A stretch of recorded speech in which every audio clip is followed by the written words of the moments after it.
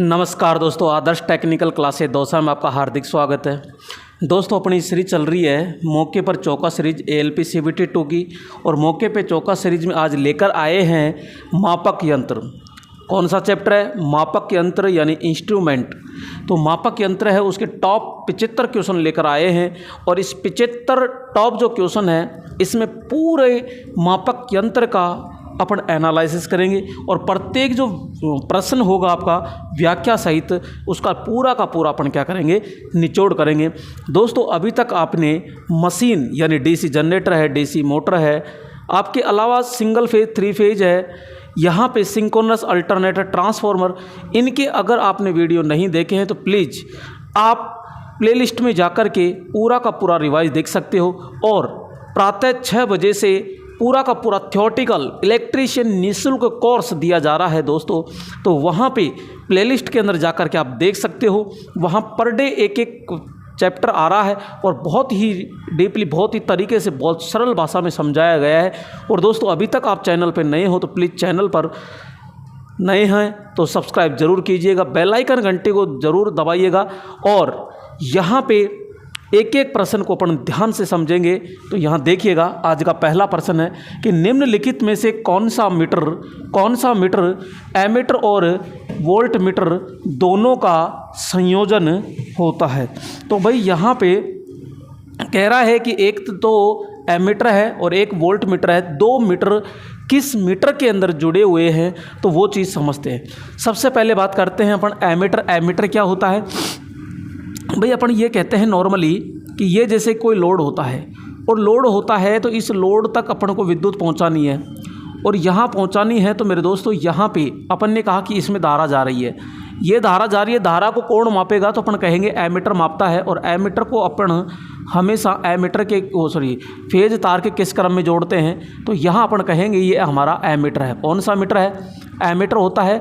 और एमीटर का जो प्रतिरोध होता है वो हमेशा कम होता है। जबकि यहाँ पे अपन कहते हैं कि ये लोड है, और इस लोड है तो इसके समांतर यानी सप्लाई के समांतर में एक वोल्ट मीटर लगाया जाता है। कौन सा होता है? तो यहाँ पे अपन कहते हैं कि ये वोल्ट मीटर होता है। कौन सा होगा? ये वोल्ट मीटर होता है। और वोल्ट मीटर होता है तो इसका प्रतिरोध क्या होता है? ज़्यादा होता है। क्या होता है? ज़्यादा। तो ये तो मापेगा आपका एमीटर यानी कि लोड धारा को, और ये मापता है सप्लाई वोल्टेज को मापता है। सप्लाई वोल्टेज को मापता है तो ये वोल्ट मीटर है, सप्लाई के समांतर क्रम में होगा, और एमीटर फेज तार के श्रेणी क्रम में लगाया जाता है। इसका प्रतिरोध कम होता है, और इसका प्रतिरोध क्या होता है मेरे दोस्तों? ज़्यादा होता है। अब यहाँ पे आता है क्या होता है कि P बराबर जैसे कि VI अपना एक फॉर्मूला होता है। तो P का मतलब क्या है? होता है यहाँ पे शक्ति। क्या होता है? शक्ति, यानी कि शक्ति होती है, यानी कि पावर होती है। तो यहाँ पे अपन कहते हैं कि पावर किस में मापी जाती है? तो शक्ति मापी जाती है मेरे दोस्तों वाट में। किस में मापी जाती है? वाट के अंदर मापी जाती है। तो पावर को मापने के लिए एक क्या होगा? तो वाट मीटर होगा। क्या होगा? वाट मीटर होता है। और वाट मीटर होगा तो किसका संयोजन होगा? एक तो होगा वोल्ट मीटर और एक होगा एमीटर। तो यहाँ पे पावर को मापने के लिए वाट मीटर के अंदर तो दोस्तों यहाँ पे 2 मीटर होंगे। एक होता है वोल्ट मीटर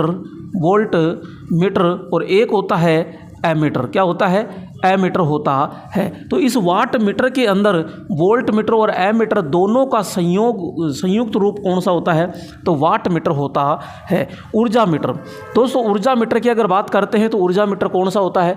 घरों में जो सप्लाई आती है, घरों में जो मीटर लगा हुआ है वो आपका ऊर्जा मीटर होता है। और ये कौन से प्रकार का होता है? तो अपन कहते हैं मेरे दोस्तों ये समाकलन। कौन सा है?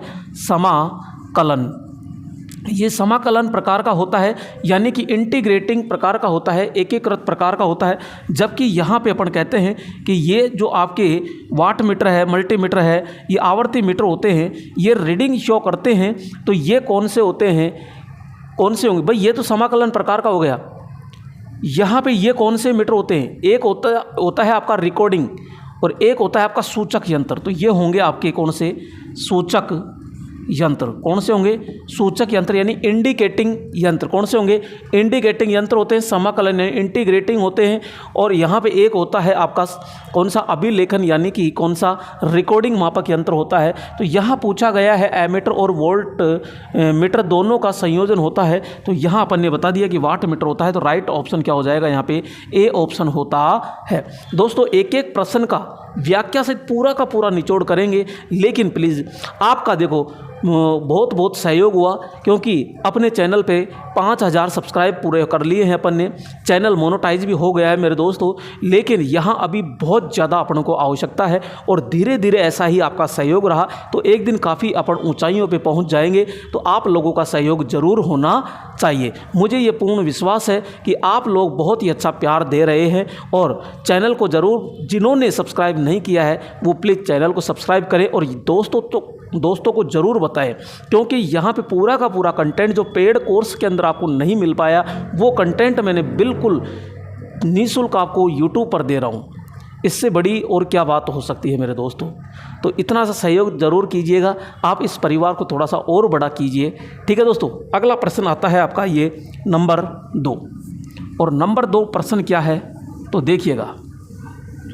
यहाँ पे नंबर 2 है, एक मूविंग आयरन इंस्ट्रूमेंट का डिफ्लेक्टिंग टॉर्क खालिस्तान का सीधा अनुपातिक होता है। दोस्तों यहाँ पे एक होता है, देखो एक होता है PMMC और एक होता है MI। MI का मतलब होता है मूविंग आयरन। कौन सा होता है? Moving iron. और ये होता है परमानेंट मैग्नेट मूविंग कॉइल। तो इसमें तो कॉइल जो होती है ना, इसमें जो कॉइल होती है ये आपकी मूविंग करती है, यानी चल प्रकार की होती है। और इसके अंदर मूविंग आयरन होता है, यानी कि लोहे की जो चकती होती है, लोहे चकती जो होती है, ये लोहे चकती क्या होती है? चल प्रकार की होती है। चर कह दो चाहे चल कह दो, है ना। तो ये प्रकार की होती है। यहाँ पे ये जो यंत्र होता है ये केवल डीसी पे काम करता है और ये जो यंत्र होता है ये एसी और डीसी दोनों पे काम करता है। इसके अंदर मेरे दोस्तों जो आपका टॉर्क होता है, ये क्या पूछ रहा है? Moving iron instrument deflecting torque Khalistan सीधा अनुपातिक होता है करंट के होता है, यानी डिफ्लेक्टिंग टॉर्क जो होता है ये आपका धारा के वर्ग के क्या होता है मेरे दोस्तों? समानुपाती होता है। जबकि इसके अंदर क्या होता है? डिफ्लेक्टिंग टॉर्क होता है वो सीधा धारा के क्या होता है? समानुपाती होता है। क्योंकि इसके अंदर जो पैमाना होता है, पैमाना जो होता है ये कौन सा होता है? रेखिक प्रकार का होता है, यानी कि लीनियर होता है। जबकि इसके अंदर कौन सा होता है? तो अपन कहेंगे अरेखिक होता है। कौन सा होता है? अरेखिक प्रकार का होता है। तो आप ये चीज़ समझिएगा, यहाँ पे ये PMMC है और ये MI यंत्र होता है, मूविंग आयरन होता है। ये आपका परमानेंट मैग्नेट मूविंग कॉइल यंत्र होता है। ये केवल DC पे काम करता है, ये AC DC दोनों पे काम करता है। इसमें डिफ्लेक्टिंग टॉर्क धारा के समानुपाती होता है, जबकि इसमें डिफ्लेक्टिंग टॉर्क धारा के वर्ग के समानुपाती होता है। इसका जो पैमाना होता है वो बिल्कुल रेखिक होता है और इसका जो पैमाना होता है वो क्या होता है? अरेखिक होता है। तो राइट ऑप्शन क्या हो जाएगा? यहाँ पे करंट के वर्ग के से क्या होता है? सीधा समानुपाती होता है। तो बी ऑप्शन क्या हो जाएगा? यहाँ पे राइट होगा। अगला प्रश्न देखिएगा, और ये अगला प्रश्न आ चुका है यहाँ पे। तो यहाँ पे तीसरा प्रश्न है, नीचे दिया गया कौन सा उपकरण AC और DC दोनों में 1 वाट मीटर के रूप में कुशलतापूर्वक काम करता है? दोस्तों टेकोमीटर। अब ये टेकोमीटर क्या होता है? तो टेकोमीटर की अगर बात करते हैं तो यहाँ पे जो टेकोमीटर होता है, तो जो हमारी मोटर होती है, मोटरों की जो घूर्णन गति होती है, मोटरों की घूर्णन गति, और घूर्णन गति किस में मापता है? ये RPM में मापता है। इसके अलावा जो वाहन होते हैं, वाहनों की रेखीय गति जो होती है, रेखीय गति होती है वो क्या होती है? किलोमीटर प्रति हावर। किलोमीटर प्रति हावर होता है, जो स्पीडोमीटर के अंदर भी स्पीडो होता है, मीटर होता है जो स्पीड को मापता है। तो यहाँ पे मोटरों की जो घूर्णन गति होती है RPM, इसको मापने का काम कौन करता है? टेकोमीटर करता है। पायरोमीटर क्या करता है? पायरोमीटर मेरे दोस्तों ये उच्च क्या करता है? उच्च ताप को मापता है। उच्च तापमान को कौन मापता है? और ये विकिरण के द्वारा मापता है, विकिरण। और एक होता है यहाँ पे क्लैंप मीटर होता है, तो ये सीटी ट्रांसफार्मर की तरह काम करता है। अब आता है डायनामोमीटर, तो ये डायनामोमीटर मेरे दोस्तों ध्यान रखिएगा, ये धारा का भी आसानी से मापन कर सकता है, ये वोल्टेज का भी कर सकता है और यहाँ पावर का भी कर सकता है, तीनों का मापन कर सकता है। और ये आपके AC और DC दोनों पे काम करता है, AC और DC दोनों पे कार्य करता है। तो राइट ऑप्शन क्या हो जाएगा यहाँ पे, बी ऑप्शन होता है। अगला प्रश्न लीजिएगा, और अगला प्रश्न है यहाँ पे 4 नंबर प्रश्न है मेरे दोस्तों। और 4 नंबर प्रश्न क्या है, तो देखो, दोहरा केल्विन ब्रिज यानी सेतु का प्रयोग मापने के लिए किया जाता है निम्न प्रतिरोध में, निम्न प्रेरकत्व में, निम्न धारिता में और उच्च प्रतिरोध में। अब दोस्तों यहाँ पे अपन देखते हैं प्रतिरोध, क्या देखते हैं, प्रतिरोध। और जो प्रतिरोध होता है इसको हमने 3 भागों में बांट दिया। एक होता है निम्न प्रतिरोध, एक होता है मध्यम प्रतिरोध और एक होता है उच्च प्रतिरोध। क्या होता है, उच्च प्रतिरोध। यहाँ इसका जो मान होता है ये 1 ओम से कम, और ये होता है 1 ओम से 100 किलो ओम तक, और यहाँ पे होता है 100 किलो ओम, ये तक है, 100 किलो ओम से अधिक होता है। क्या होता है, अधिक, ठीक है। यहाँ पे 3 भागों में बांट दिया, निम्न प्रतिरोध, मध्यम प्रतिरोध और उच्च प्रतिरोध। निम्न प्रतिरोध होता है 1 ओम से कम होता है, मध्यम प्रतिरोध होता है 1 ओम से लेकर के 100 किलो ओम तक होता है, और यहाँ पे उच्च प्रतिरोध जो होता है वो 100 किलो ओम से अधिक होता है। अब ये निम्न प्रतिरोध को शुद्ध रूप से, किस रूप से, शुद्ध रूप से अगर जो मापता है वो होता है आपका केल्विन ब्रिज होता है। कौन सा होता है, केल्विन ब्रिज कह दीजिए, चाहे डबल केल्विन ब्रिज कह दीजिए, कोई दिक्कत नहीं है। यहाँ पे अगर मध्यम को शुद्ध रूप से मापता है तो वो होता है व्हीटस्टोन ब्रिज होता है। यहाँ पे जो उच्च प्रतिरोध को मापता है तो मेरे दोस्तों वो होता है मेगर, और मेगर जो होता है यह हमेशा मेगा ओम के अंदर मापता है। ये किसका मापता है, तो अपन कहते हैं इंसुलेशन का होता है, और इंसुलेशन कम से कम 1 मेगा ओम होता है। इंसुलेशन का प्रतिरोध क्या होता है, 1 मेगा ओम होता है। तो दोहरा केल्विन ब्रिज किसको मापेगा, तो अपन कहेंगे निम्न प्रतिरोध को शुद्ध रूप से मापता है। तो निम्न प्रतिरोध को क्या करेगा, शुद्ध रूप से मापता है। ये जो होता है ये एंडरसन ब्रिज मापता है, एंडरसन ब्रिज। यहाँ पे शेरिंग ब्रिज को मापता है, और उच्च प्रतिरोध जो होता है तो उच्च प्रतिरोध किसको मापता है, यहाँ पे मेगर नामक उपकरण मापता है। तो राइट ऑप्शन क्या हो जाएगा मेरे दोस्तों, यहाँ पे आपका 4 नंबर हो जाएगा। एक चीज़ ध्यान रखिएगा, चाहे कोई सी भी एग्ज़ाम हो आपकी, यहाँ पे ALP CBT 2 हो या फिर आपके बिहार के अंदर काफ़ी सारी एग्ज़ाम लगती है वहाँ पे हो, या राजस्थान के अंदर जो लाइनमैन है वहाँ पे हो, यहाँ से कम 4 से 5 क्वेश्चन आपके सीधे हूबहू ऐसे के ऐसे मिलेंगे। तो वीडियो को आप पूरा देखिएगा शुरू से एंड तक, स्किप मत कीजिएगा, जल्दबाजी मत देखिएगा, क्योंकि यहाँ काफ़ी सारी चीज़ें क्या है मैं लिख कम पाता हूँ और फटाफट बोल ज़्यादा देता हूँ। तो आप आराम से समझिएगा इसको, क्योंकि मैं पूरी चीज़ें लिखा कर नहीं आती है तो फटाफट बोल भी देता हूँ। कई चीज़ों के अर्थ जो है डबल तिबल होते हैं तो मैं बोल देता हूँ, तो वो चीज़ें आप ध्यान से इसको सुनिएगा। कई बार अपन क्या है कि डायरेक्ट फटाफट देखते हैं, प्रश्नों का चिन्ह लगाना ही इंपॉर्टेंट नहीं है, उसका तोड़ना मरोड़ना, उसका पोस्टमार्टम करना ये इंपॉर्टेंट होता है। और एक एक चीज़ को मैं पूरा का पूरा चीर फाड़ कर रहा हूँ। तो दोस्तों अगला प्रश्न, और अगला प्रश्न आया है यहाँ पे देखिएगा, यहाँ पे अगला प्रश्न है ये, और अगला प्रश्न है लोहे चल मीटर खालिस्तान में प्रचालित होता है। थोड़ी देर पहले अपन ने पढ़ा था लोहे चल का मतलब होता है MI यंत्र। MI यंत्र का मतलब होता है मूविंग आयरन यंत्र जो होता है। दोस्तों ये भी 2 प्रकार के होते हैं, एक होता है आकर्षण, क्या होता है, आकर्षण प्रकार का होता है, और एक होता है प्रतिकर्षण प्रतिकर्षण प्रकार का होता है। इसके अंदर जो चकती होती है, देखो ऐसे होता है, इसके अंदर अपन बात करते हैं तो एक विद्युत चुंबक होता है, ये विद्युत चुंबक होता है इस प्रकार से, तो ये विद्युत चुंबक होता है और ये आपका AC और DC दोनों पे काम करता है। यहाँ पे एक लोहे की चकती होती है, ये अंडाकार रूप में होती है ये, ठीक है। यहाँ पे जैसे सपोज कीजिए ये पैमाना होता है और यहाँ पे मेरे दोस्तों ये नियंत्रण बल के लिए कौन सी विधि अपन यूज करते हैं, तो यहाँ पे गुरुत्व विधि अपन प्रयोग करते हैं और यहाँ पे डैम्पिंग के लिए, अवमंदक के लिए यानी अवमंदक बल के लिए यहाँ वायु घर्षण, कौन सी वायु घर्षण विधि अपन प्रयोग करते हैं। तो यहाँ पे AC और DC दोनों के लिए होगा।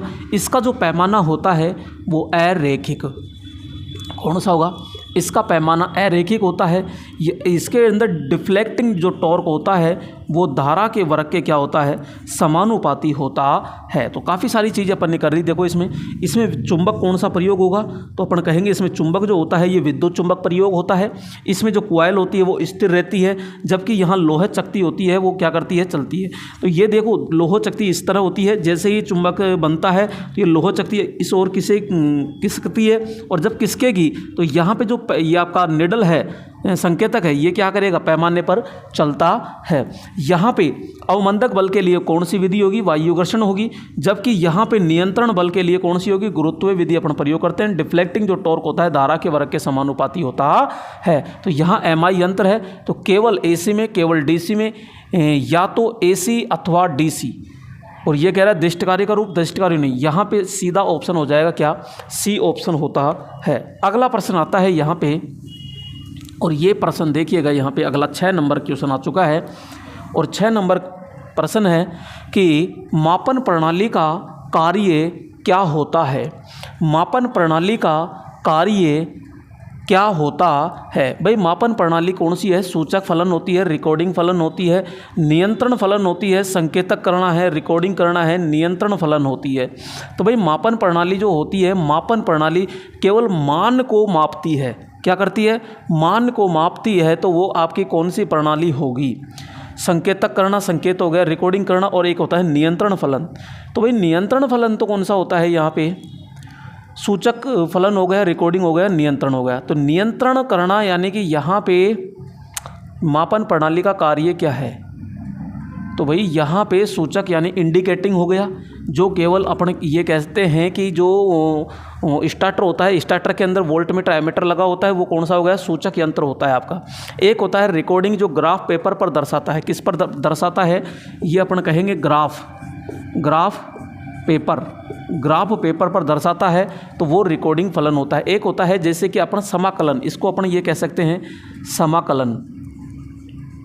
समाकलन यानी इंटीग्रेटिंग प्रकार का होता है, जो आपके ऊर्जा मीटर होता है वो। तो भैया संकेत प्रकार का हो गया, रिकॉर्डिंग और नियंत्रण, ये तीनों ही प्रकार के होते हैं। तो 3 प्रकार के होते हैं ये। जो आपके मीटर लगा हुआ है वो यानी कि स्टार्टर लगा होता है, तो स्टार्टर में 2 मीटर होते हैं, एमीटर, वोल्ट मीटर, वो तो होते हैं सूचक फलन। ठीक है, रिकॉर्डिंग प्रकार का वैसे नॉर्मली नहीं होता है। हॉस्पिटल के अंदर देखते हैं तो एक ग्राफ सी निकलती है, यूँ निकलती है, तो एक ग्राफ पेपर पर आता है कि नहीं आता, तो जो ग्राफ पेपर पर आता है ना, वो आपका रिकॉर्डिंग यानी कि अब क्या कहलाएगा, अभिलेखन कहलाता है। और एक होता है नियंत्रण फलन, यानी कि यहाँ समाकलन जो फलन होता है वो आपका ऊर्जा मीटर होता है। तो यहाँ तीनों प्रकार के होते हैं, तो डी आपका क्या हो जाएगा, राइट ऑप्शन होगा। अगला देखिएगा, अगला क्या है, यदि नापी जाने वाली धारा के मान का अनुमान न हो तो मापन खालिस्तान से प्रारंभ करना चाहिए। दोस्तों आपके पास में सपोज कीजिए मल्टीमीटर है, ठीक है, ये आपका मल्टीमीटर है और यहाँ पे ये इसकी नॉब है, यहाँ पे ये आपका डीसी का वोल्टेज है, इधर एसी का वोल्टेज है, ये इधर धारा आ गई डीसी की, ये क्या आ गई, डीसी की धारा आ गई, और इधर ये प्रतिरोध आ गए यहाँ पे। और यहाँ पे 3 नॉब होती है। एक होता है यहाँ कॉमन होता है, क्या होता है, कॉमन होता है जो ब्लैक होता है, ब्लैक रंग का, एक निम्न धारा के लिए होता है, उच्च धारा को यहाँ पे प्रतिरोध या वोल्टेज भी आसानी से मापा जा सकता है, और 10 एम्पियर धारा के लिए ये मापते हैं। क्वेश्चन ये कह रहा है अगर आपको धारा मापनी है लेकिन आपको कोई पता नहीं है कि कितनी धारा हो सकती है, तो मेरे दोस्तों जब भी यहाँ पे इसका जो संकेत होता है, यहाँ पे जो स्विच होता है, इसको यहाँ अगर धारा माप रहे हो तो भैया अधिकतम मान पर ले जाइए, क्योंकि जब हमको पता ही नहीं है तो अधिकतम मान से आप कम कर सकते हो, तो यहाँ अधिकतम मान पर आपको रखना चाहिए, को खालिस्तान से प्रारंभ करना चाहिए, तो अधिकतम मान से करना चाहिए जब तक आपको अनुमान नहीं है।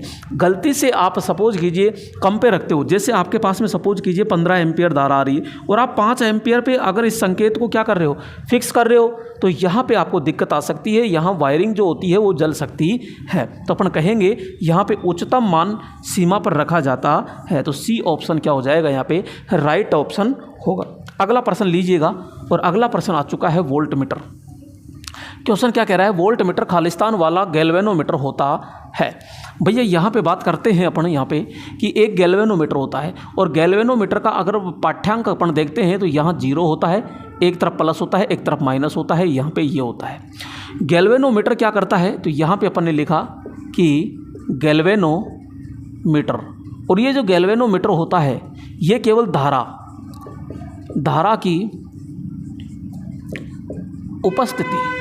की उपस्थिति दर्शाता है। तो ये केवल धारा की क्या दर्शाता है, उपस्थिति को रिप्रेजेंट करता है। और ये कौन से प्रकार का यंत्र है, तो अपन कहेंगे कि ये जो गैल्वेनोमीटर होता है एक प्रकार का प्राथमिक, और प्राथमिक जो होता है इसी को अपन क्या कहते हैं, एब्सोल्यूट कहते हैं। क्या कहते हैं, एब्सोल्यूट प्रकार का मापक यंत्र होता है। प्राइमरी होता है यानी ये प्राथमिक मापक यंत्र होता है, एब्सोल्यूट मापक यंत्र होता है। कौन सा, ये। इसके साथ साथ जैसे और कौन सा होगा, जैसे आपका फेज टेस्टर। इसके अलावा और कौन होगा, तो अपन कहेंगे चुंबकीय सुई। कौन सा होगा, चुंबकीय सुई होता है। यहाँ पे चुंबकीय सुई होगी, तो ये सारे के सारे फेज टेस्टर है, चुंबकीय सुई है, यहाँ गैल्वेनोमीटर है, ये आपके प्राथमिक यानी एब्सोल्यूट मापक यंत्र होते हैं। जबकि द्वितीयक मापक यंत्र कौन से होते हैं, द्वितीयक मापक यंत्र वे होते हैं जो किसी भी वैद्युतिक राशि के मान को रिप्रेजेंट करते हैं, तो वो सारे के सारे द्वितीयक मापक यंत्र कहलाते हैं। अब ये कह रहा है वोल्ट मीटर, ठीक है। तो यहाँ पे मेरे दोस्तों इस गैल्वेनोमीटर को क्या बनाना चाहते हो आप, वोल्ट मीटर के रूप में बनाना चाहते हो, तो यहाँ पे अपन ये कहते हैं सीधा का सीधा कि यहाँ पे ये आपका परिपथ है, येलो परिपथ है, और अपन कहते हैं कि वोल्ट मीटर समांतर क्रम में लगाते हैं, तो यहाँ लगा दिया गैल्वेनोमीटर। अब इसको अपन यूज करना चाहते हैं वोल्ट मीटर के रूप में, तो भैया यहाँ पे इसके श्रेणी क्रम में क्या जोड़ना पड़ेगा, उच्च मान का एक प्रतिरोध जोड़ना पड़ेगा, ताकि इसमें धारा का प्रवाह ना हो, केवल वोल्टेज को अपन मापे। यानी धारा बहुत निम्न होनी चाहिए, तो ये उच्च मान का प्रतिरोध होगा। उच्च मान का और श्रेणी में अपन प्रयोग करते हैं, तो उच्च प्रतिरोध होगा, निम्न प्रतिरोध होगा, निम्न और उच्च प्रतिरोध दोनों होगा। तो राइट ऑप्शन क्या होगा यहाँ पे। अगर ध्यान रखिएगा, ये वोल्ट मीटर की जगह क्या पूछ ले, यहाँ पे एमीटर किसके रूप में पूछ ले, तो यहाँ अपन कहेंगे कि एमीटर के रूप में, एमीटर यहाँ जी है गैल्वेनोमीटर, तो यहाँ पूछ ले तो अपन को क्या करना है, तो यहाँ कहेंगे भैया इसके समांतर में क्या लगाना पड़ेगा, यहाँ निम्न मान का प्रतिरोध लगाना पड़ेगा। तो ये एमीटर के रूप में इस प्रकार से होगा, और यहाँ पे इस प्रकार से होगा वोल्ट मीटर के रूप में। तो उच्च प्रतिरोध होगा ये, और वोल्ट मीटर की जगह क्या आ जाए, एमीटर आ जाए, तो अपन क्या करेंगे, निम्न प्रतिरोध करेंगे। ठीक है दोस्तों, अगला प्रश्न लीजिएगा 9 नंबर, और यहाँ पे जो 9 नंबर है वो 9 नंबर कौन सा है, तो देखिएगा। तो यहाँ पे एक एमीटर को वोल्ट मीटर में बदल सकते हैं। एक एमीटर को वोल्ट मीटर में कैसे बदल सकते हैं, तो आपके पास में क्या है, तो आपके पास में है एमीटर, ठीक है। एमीटर जो होता है इसका प्रतिरोध जो होता है, प्रतिरोध बहुत कम होता है, इसके अंदर धारा यानी कि चालकता जो होती है वो काफ़ी ज़्यादा होती है। तो यहाँ अपन को ये श्रेणी क्रम में लगाया जाता है, किस क्रम में लगता है? श्रेणी क्रम में लगता है। लेकिन वोल्ट मीटर की बात करते हैं, वोल्ट मीटर, तो वोल्ट मीटर होता है ये सप्लाई के किस में लगता है? तो ये सप्लाई के समांतर क्रम में लगता है। इसका जो प्रतिरोध होता है वो काफ़ी उच्च होना चाहिए और यहाँ चालकता जो होती है वो निम्न होती ही है। तो अगर एमीटर है, एमीटर को वोल्ट मीटर में बदल सकते हैं, तो कैसे बदल सकते हो ये चीज़ ध्यान रखिएगा। एमीटर को लगा दिया यहाँ पे, ठीक है भाई, समांतर क्रम में ही तो लगाएंगे यहाँ पे ये एमीटर है। अब एमीटर में धारा क्या आएगी? बहुत ज़्यादा आएगी, तो इसका भैया प्रतिरोध आपको बढ़ाना पड़ेगा, बहुत ज़्यादा बढ़ाना पड़ेगा। तो श्रेणी क्रम में उच्च मान का प्रतिरोध लगाकर, तो यहाँ पे देखिए एमीटर को वोल्ट मीटर में बदल सकते हैं, पैमाना बदलकर, जी नहीं। वास्तविक मापन भाग के समांतर में उच्च प्रतिरोध, जी नहीं। समांतर में कहाँ लगाएंगे? ये श्रेणी में लगाएंगे। तो वास्तविक जो मापन भाग की श्रृंखला में उच्च प्रतिरोध लगाकर, जी हाँ मेरे दोस्तों, तो यहाँ श्रृंखला में अपन उच्च प्रतिरोध लगा करके और आसानी से माप लेते हैं। ये चीज़ आपको समझ में आ रही होगी दोस्तों खूब तरीके से, आसानी से। तो यहाँ पे अगला प्रश्न है ये दोस्तों, यहाँ पे मैंने देखो ये सारी चीज़ें अभी समझाई थी, है ना। अब इसका कमेंट में आप जवाब दीजिएगा, अब कमेंट में जवाब दीजिएगा मेरे दोस्तों। यहाँ पे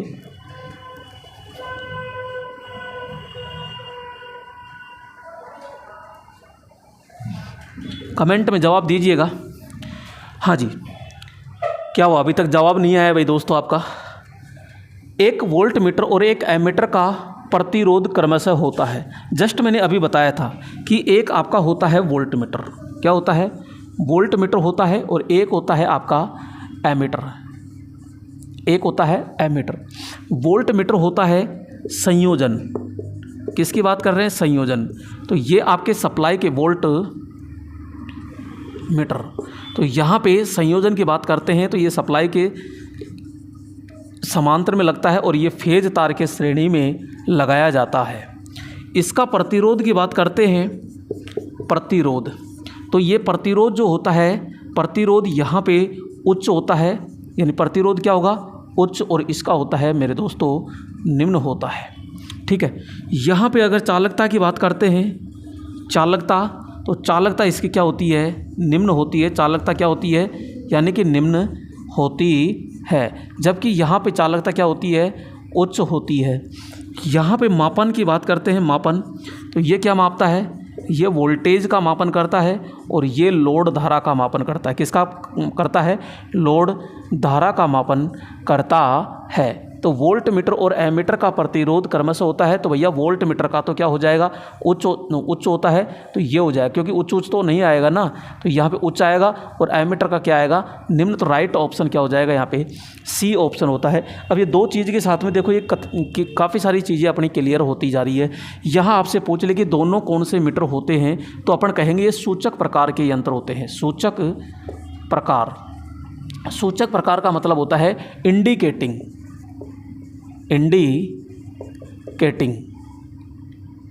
इंडिकेटिंग प्रकार का होता है। अगला प्रश्न लीजिएगा, और अगला प्रश्न है यहाँ पे ये, और अगला प्रकार है यहाँ पे, इंसुलेशन के प्रतिरोध को मापने के लिए इस्तेमाल किए जाने वाला उपकरण कौन सा होता है? तो भैया यहाँ पे वाट मीटर है, मेगर है, ऊर्जा मीटर है और एमीटर है। यहाँ अगर वाट मीटर की बात करते हैं, तो यहाँ पे ये किसका मापन करेगा? तो यहाँ अपन कहेंगे भैया ये विद्युत जो शक्ति होती है, विद्युत शक्ति का क्या करता है? मापन करता है। जो वाट मीटर होता है ये एमीटर प्लस में वोल्ट मीटर दोनों का क्या होता है? संयुक्त रूप होता है। यहाँ पे बात करते हैं ऊर्जा मीटर, ये एक प्रकार का समाकलन यानी कि एकीकृत, यहाँ पे एकीकृत प्रकार का होता है, जो आपके किस में मापता है? राशि को kWh में मापा जाता है। एमीटर जो होता है ये आपके फेज तार के श्रेणी, एमीटरी है, यहाँ पे श्रेणी क्रम में जोड़ते हैं, और ये किसका मापन करता है? तो अपन कहते हैं ये लोड धारा का मापन करता है। लोड धारा का क्या करेगा? मापन करेगा, और श्रेणी क्रम में लगाते हैं। जबकि मेरे दोस्तों ये जो मेगर होता है, ये मेगर क्या करता है? मेगर क्या करता है? हमेशा किस में मापता है? तो अपन कहते हैं मेगा ओम, मेगा ओम में क्या मापता है? तो मेगा ओम में प्रतिरोध मापता है। क्या मापता है? मेगा ओम में प्रतिरोध मापता है। तो यहाँ पे ये जो मेगा ओम में मापता है ये किसका मापेगा? तो अपन कहेंगे ये इंसुलेशन किसका मापता है? इंसुलेशन का मापता है। जो आपके मेगर होता है ये डायनमो, किसका? डायनमो, क्योंकि इसमें एक डायनमो लगा होता है। तो ये ध्यान रखिएगा, क्योंकि इसमें डायनमो जो होता है, डायनमो क्योंकि हाथ से घुमाना पड़ता है डायनमो को, और इसकी जो गति होती है 140 से 160 आरपीएम होती है, आरपीएम होती है। तो ये एक मीटर भी है और मीटर के साथ साथ डायनमो प्रकार का यंत्र भी होता है। तो जो मेगर होता है ये हमेशा मेगा ओम में मापता है, इंसुलेशन मापता है, और ये उच्च प्रतिरोध मापता है। क्या मापता है?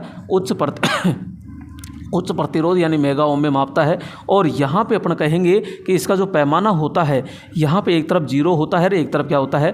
अनंत होता है। तो ये थोड़ा सा ध्यान रखिएगा यहाँ पे कि इसमें जो दाएं तरफ होती है वो आपका क्या होता है? 0, और बाएं तरफ जो होता है वो क्या होता है? अनंत होता है। अगला प्रश्न लीजिएगा यहाँ पे, और अगला प्रश्न आ चुका है यहाँ, ये देखिएगा,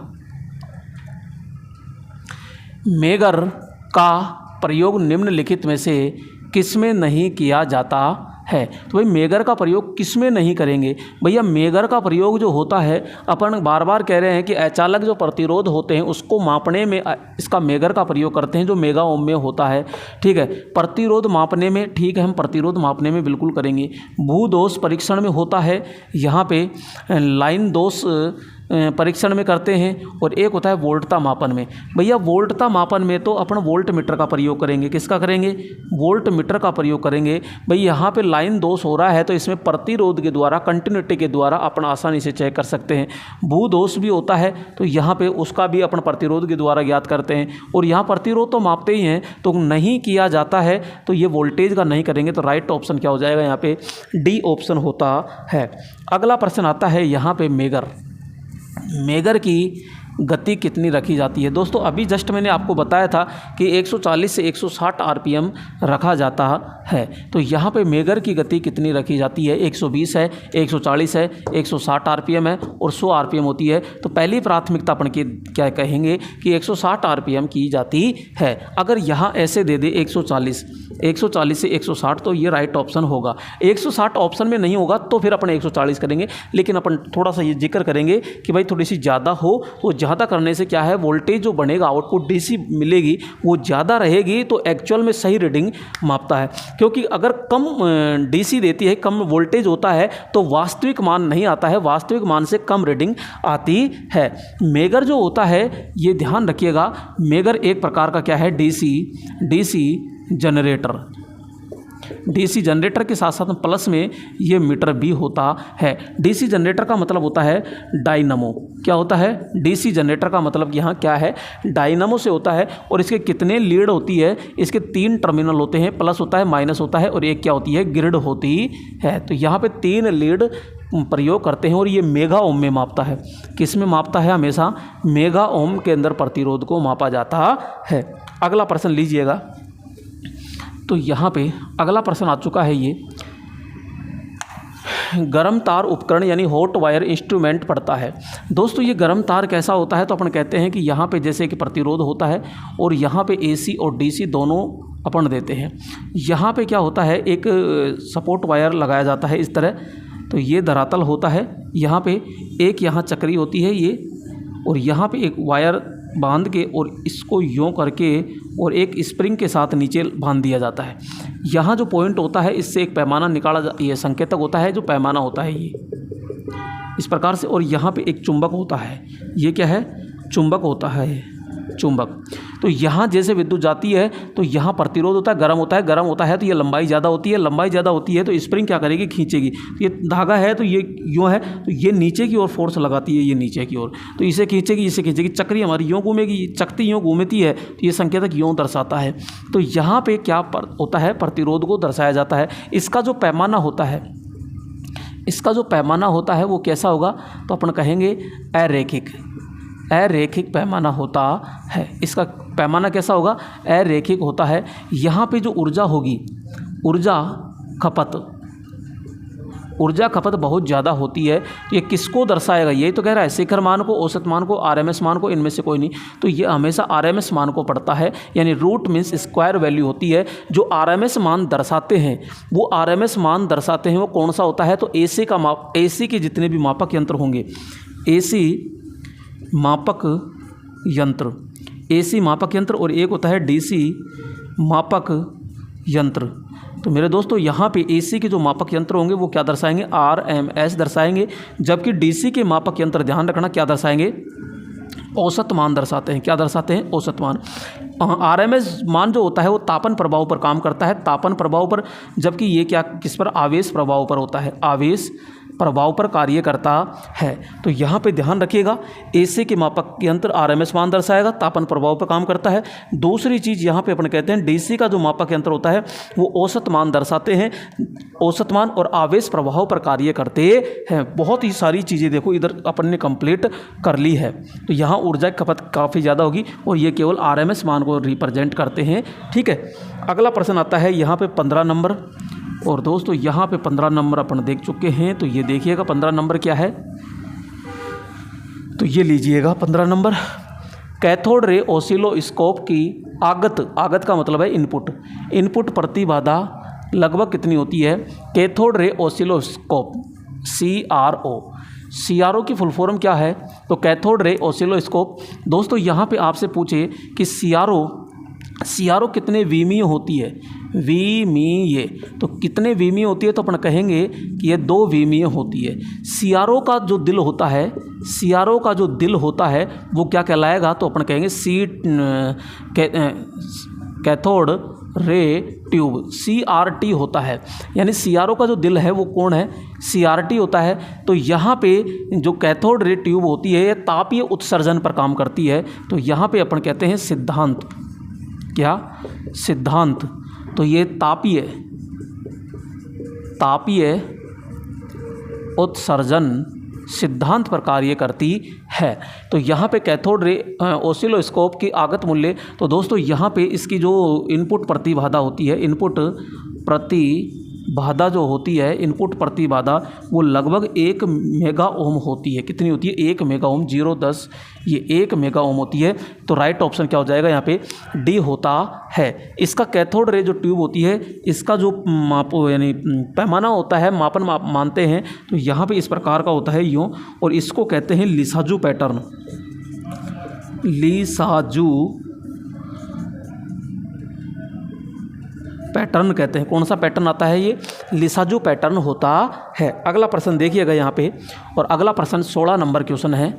और 16 नंबर क्या है? तो देखिएगा यहाँ पे मापक यंत्रों में ज्वेल का उपयोग खालिस्तान के लिए किया जाता है। दोस्तों यहाँ पे डैम्पिंग के द्वारा, आगुण नियंत्रण के द्वारा, समाप्त करने के लिए और बैरिंग के लिए। यहाँ पे क्या होता है? ये एक पैमाना होता है, यहाँ पे ये पैमाना क्या हो, स्पेंडल होती है यानी छड़। तो ये क्या है? छड़। और ये छड़ किसकी बनी होती है? तो ये ध्यान रखना, स्टील की बनी होती है। किसकी बनी होती है? ये स्टील की बनी होती है। यहाँ पे क्या होता है? 2 ये क्या होते हैं? इनको कहते हैं ज्वेल बियरिंग। किसके बने होते हैं ये? क्या होते हैं ये? ज्वेल बेरिंग होते हैं यहाँ पे। और यहाँ पे एक संकेतक होता है, ये क्या होता है? तो अपन कहते हैं ये संकेतक होता है। और संकेतक ध्यान रखना किसका होता है? ये एल्यूमिनियम का होता है। यहाँ पे एक पैमाना होता है ये और ये क्या होता है? पैमाना। क्या होता है?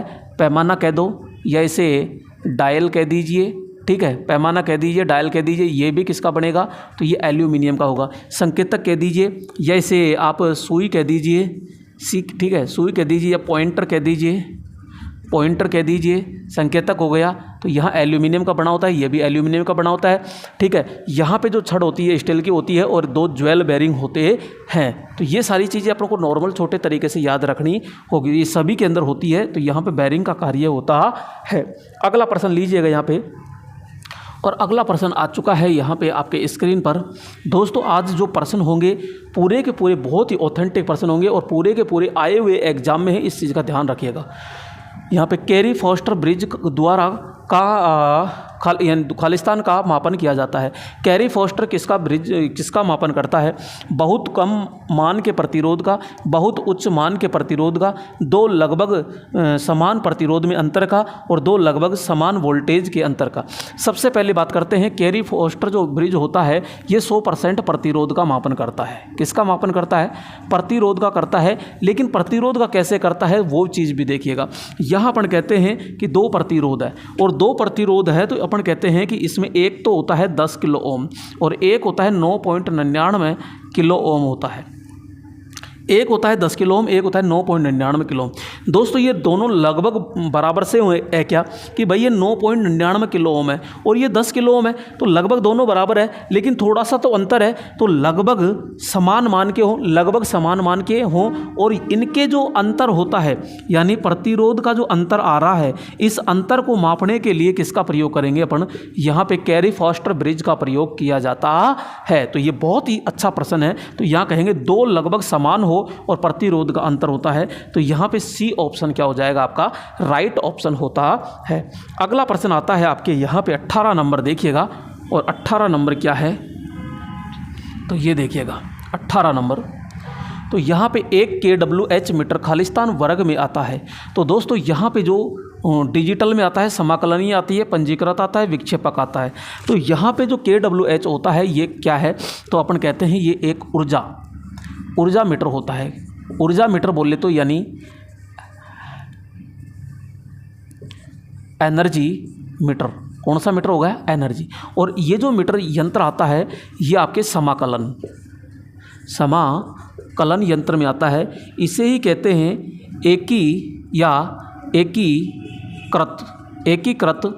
एकीकृत यंत्र होता है और इसे ही कहते हैं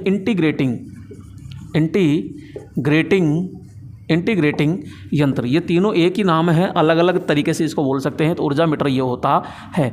ऊर्जा मीटर जो होता है इसको अपन मापते किस में? तो kWh में मापा जाता है। शुरू से एंड तक की राशि को क्या करता है? स्टोर करके अपने पास में रखता है। तो kWh होता है, तो एक ऊर्जा मीटर होता है। और ये समाकलनीय प्रकार की क्या होती है?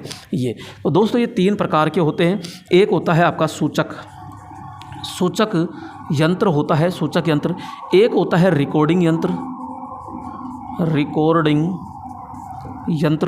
और एक होता है आपका समाकलीय कह दो ये।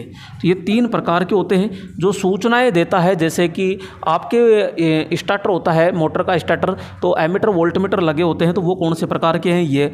घरों में जो मीटर लगा होता है ऊर्जा मीटर, वो कौन सा होता है? आपका समाकलीय। और एक होता है जो ग्राफ पेपर पर मान अंकित करके देता है। कोई भी कागज़ होता है, ग्राफ पेपर होता है और उस पर मान को अंकित करके छाप के देता है, तो वो होता है रिकॉर्डिंग मापक यंत्र। तो यहाँ पे kWh है वो कौन से प्रकार का है? समाकलन कह दो या एकीकृत कह दो या इंटीग्रेटिंग आप कह सकते हो। जबकि इसको अपन क्या कहते इंग्लिश में इसको क्या कहेंगे? इंडिकेटिंग प्रकार का कहते हैं। अगला प्रश्न लीजिएगा दोस्तों, इसमें चिन्ह लगा दिया, हाँ, समाकलन प्रकार का। और ये देखिएगा अगला प्रश्न आ चुका है और अगला प्रश्न है तो ये क्या है? तो वो देखिएगा।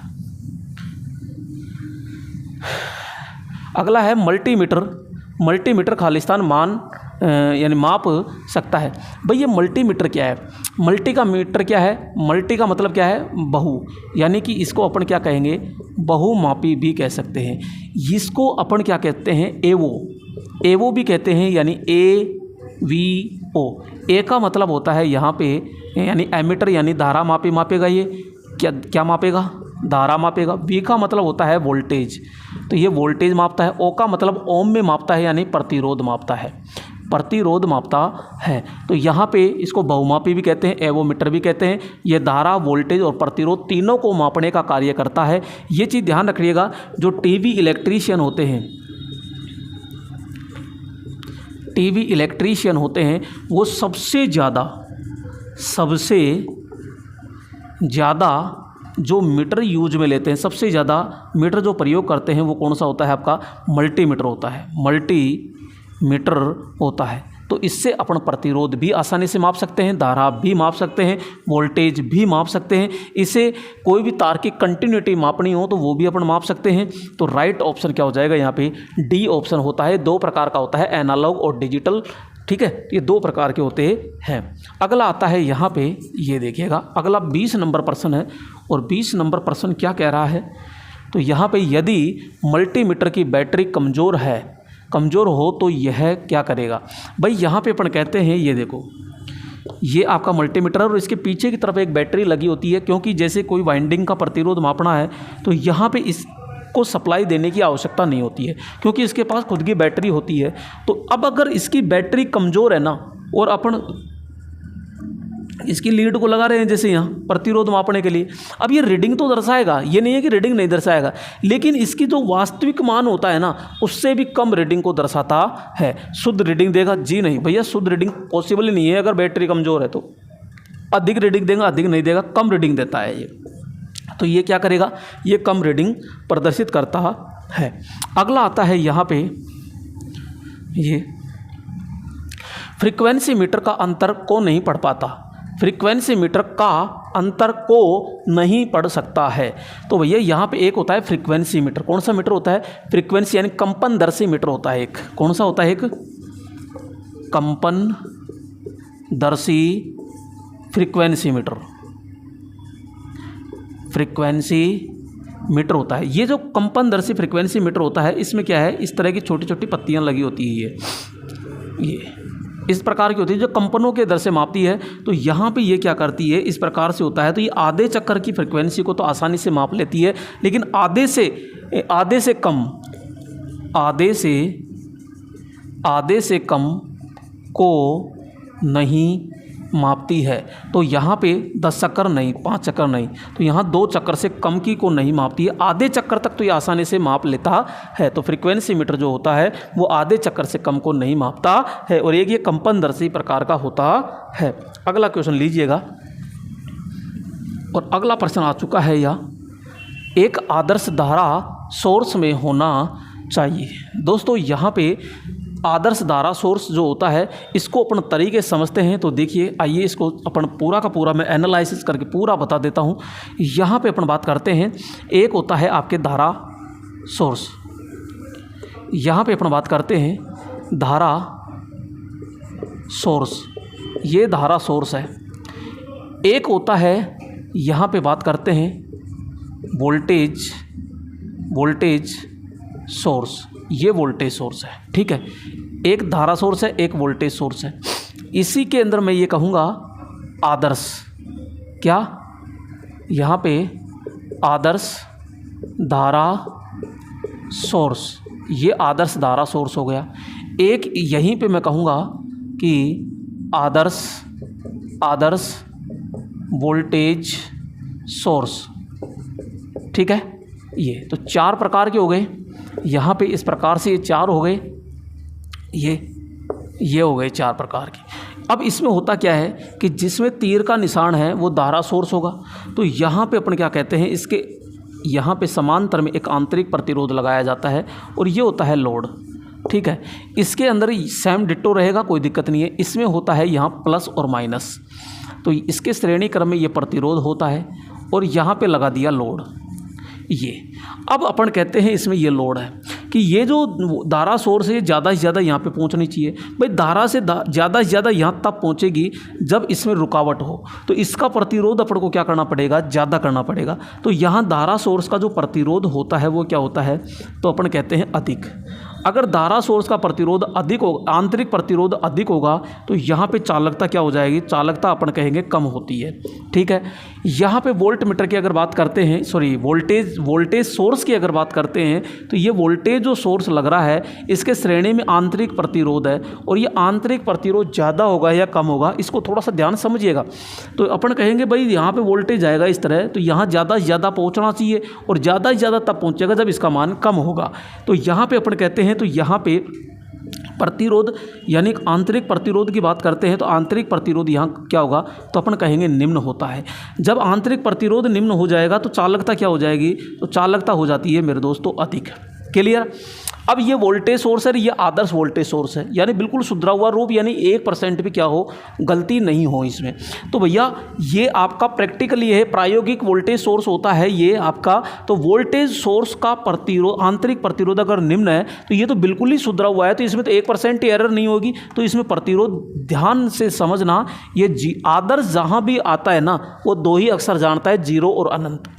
तो यहाँ निम्न आ रहा है तो यहाँ क्या आ जाएगा, तो यहाँ अपन कहेंगे शून्य होता है। क्या होता है? शून्य होता है। और ये अधिक है तो ये क्या आ जाएगा, तो यहाँ अनंत आ जाता है, यानी इनफाइनेट आ जाता है, असीमित आ जाता है। इसी प्रकार इसमें धारा सोर्स के अंदर बात की, आदर्श धारा सोर्स में बात कीजिए, ये अधिक है तो अधिक के साथ में क्या आएगा, अनंत। क्या आता है? अनंत आता है। और यहाँ निम्न है तो निम्न के साथ में क्या आ जाएगा, 0 आता है, यानी कि शून्य आता है ये, और ये अनंत। अब आपसे क्या पूछा है, तो आदर्श धारा सोर्स, यानी आदर्श धारा सोर्स में क्या पूछा है, एक धारा सोर्स में होना चाहिए। तो देखो भाई, आदर्श धारा सोर्स में आंतरिक प्रतिरोध तो अनंत होना चाहिए, और धारा यानी कि चालकता क्या होनी चाहिए, निम्न होनी चाहिए। आंतरिक प्रतिरोध अनंत होना चाहिए, आंतरिक प्रतिरोध क्या होना चाहिए, अनंत होना चाहिए। तो राइट ऑप्शन क्या हो जाएगा, सी। यहाँ पे एक प्रश्न के लिए मैंने चारों डिटेल बता दी। कैसा भी धारा सोर्स में आंतरिक प्रतिरोध क्या हो जाएगा, अधिक हो जाएगा, इसमें अनंत हो जाएगा। वोल्टेज सोर्स में आंतरिक प्रतिरोध निम्न हो जाएगा, जबकि आदर्श के अंदर क्या हो जाएगा, शून्य होता है। मैंने चारों का पूरा निचोड़ करके डायग्राम सहित इसमें बता दिया है। क्लियर? कोई डाउट है तो बताना भाई दोस्तों यहाँ पे, क्योंकि यहाँ पे डायरेक्ट चिन्ह लगाना ही इंपॉर्टेंट नहीं है, क्योंकि यहाँ कोई भी आएगा कोई भी बता देगा, लेकिन मेन चीज़ होता है कि पूरा व्याख्या सहित इसका निचोड़ देना। अब एक प्रश्न के साथ में अब ये पूरा कैसा भी आपसे पूछ ले, पूरा निचोड़ कैसे भी पूछ ले तो आपका गलत नहीं होगा यहाँ पे, ठीक है। तो यहाँ पे अगला प्रश्न देखिएगा, 23 नंबर प्रश्न आ गया है, और ये 23 नंबर प्रश्न को ध्यान से समझिएगा दोस्तों। अब आपके लोगों की देखो कई सारी डिमांड आती है कि सर थोड़ा सा बोर्ड पे ब्राइटनेस आ रही है। तो मेरे दोस्तों सीधी सी बात है, ये साधारण बोर्ड है। एक आप पीडीएफ डिमांड कर रहे हो कि सर इसकी पीडीएफ दीजिए। दोस्तों आप खुद समझदार हो, यहाँ पे ये साधारण एक बोर्ड है, और साधारण बोर्ड पे मैं मार्कर चला रहा हूँ। अब इसकी पीडीएफ कैसे बनेगी? अगर ये डिजिटल बोर्ड होता तो इसकी पीडीएफ बन जाती है, तो यहाँ पे इसकी पीडीएफ नहीं बनती है मेरे दोस्तों, इसके लिए मैं माफ़ी चाहूँगा। तो यहाँ इसकी पीडीएफ नहीं बनती है, लेकिन आपका जल्दी सहयोग रहा तो अपन डिजिटल बोर्ड बहुत जल्दी परचेज कर लेंगे। अब भाई उसके लिए बहुत ज़्यादा कॉस्टली पड़ता है, इसलिए आपका सहयोग रहा और बहुत जल्दी अपना चैनल जो है वो परिवार है, तो ये परिवार बहुत थोड़ा सा बड़ा हो जाएगा। 10,000 सब्सक्राइबर के 10,000 सब्सक्राइबर होते ही मैं वादा करता हूँ मैं डिजिटल बोर्ड ज़रूर लेके आऊँगा। फिर यहाँ जो भी पीडीएफ होगी वो जल्द से जल्द आप तक पहुंच जाएगी। तो भाई ये कोशिश तो देखो आपके हाथों में, मैं तो यहाँ केवल मेहनत कर सकता हूँ भाई। अभी क्योंकि कॉस्टली है तो इतना बजट मेरे पास नहीं है ताकि मैं डिजिटल बोर्ड लगा सकूं। और यहाँ पे जो मैं वीडियो बना रहा हूँ हकीकत में मैं यहाँ मोबाइल से ही बना रहा हूँ, यहाँ मेरे पास में कैमरे के पैसे भी नहीं है।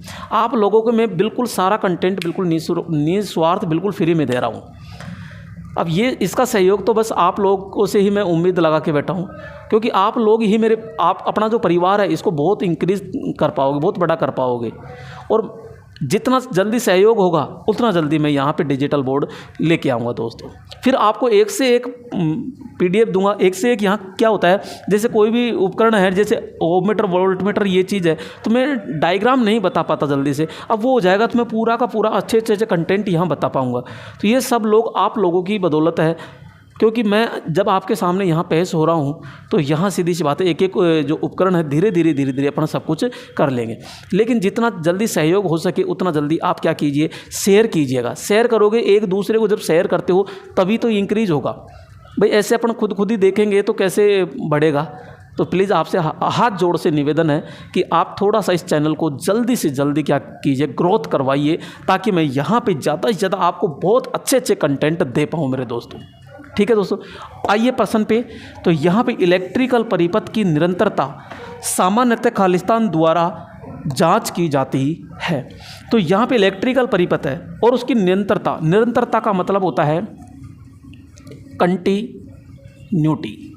कंटिन्यूटी यानी होता है लगातार। जैसे मैंने कहा कि एक चालक तार है ये, और इस चालक तार की भैया टूटा हुआ है कि नहीं टूटा हुआ है, कैसे पता लगाएं? तो भैया इसके पता लगाने के लिए टेस्ट सीरीज लैंप होता है, उससे भी अपन पता लगा सकते हैं। तो टेस्ट सीरीज लैंप नहीं है, क्या ओम मीटर से लगा सकते हैं, एमीटर से लगा सकते हैं, वोल्ट मीटर से लगा सकते हैं, और शक्ति मापी से। भैया एमीटर वोल्ट मीटर से नहीं लगा सकते, यहाँ पे सीधा सा आता है ओम मीटर से अपन पता लगाते हैं, क्योंकि ओम मीटर से प्रतिरोध होगा। अगर देखो ये बीच में से टूटा हुआ है, यानी कि जब खुला होता है तो ये बहुत ज़्यादा यानी लगभग अनंत प्रतिरोध दर्शाएगा। क्या दर्शाएगा? अनंत प्रतिरोध दर्शाता है। जब यहाँ पे अपन कहेंगे कि जब ये शॉर्ट सर्किट होता है, भाई आपस में कोई वाइंडिंग चिपक रही है तो बहुत नगण्य, यहाँ पे अपन क्या कहेंगे? नगण्य प्रतिरोध यानी जीरो के लगभग ये दर्शाएगा। और जब ये सही होता है तो ये सामान्य प्रतिरोध दर्शाएगा जो लगभग इसका होता है। तो ये अपन इस प्रकार से जांच कर सकते हैं। तो ओम मीटर कर देंगे। ये तो क्या मापेगा? ये तो धारा मापता है सीधा, ये प्रतिरोध के द्वारा मापेगा। वोल्ट मीटर वोल्टेज मापता है, वाट शक्ति मापी जो पावर मापेगा, क्या मापेगा? पावर मापता है। ये आपका वोल्टेज मापेगा, वोल्टेज। तो ये एम्पियर में मापता है, ये वोल्टेज मापता है, ये वाट में मापेगा यहाँ पे। ठीक है, तो इस प्रकार से मापन होगा। तो यहाँ पे सीधा सीधा अपन कर देंगे। अगला क्वेश्चन लीजिएगा, यहाँ पे 24 नंबर।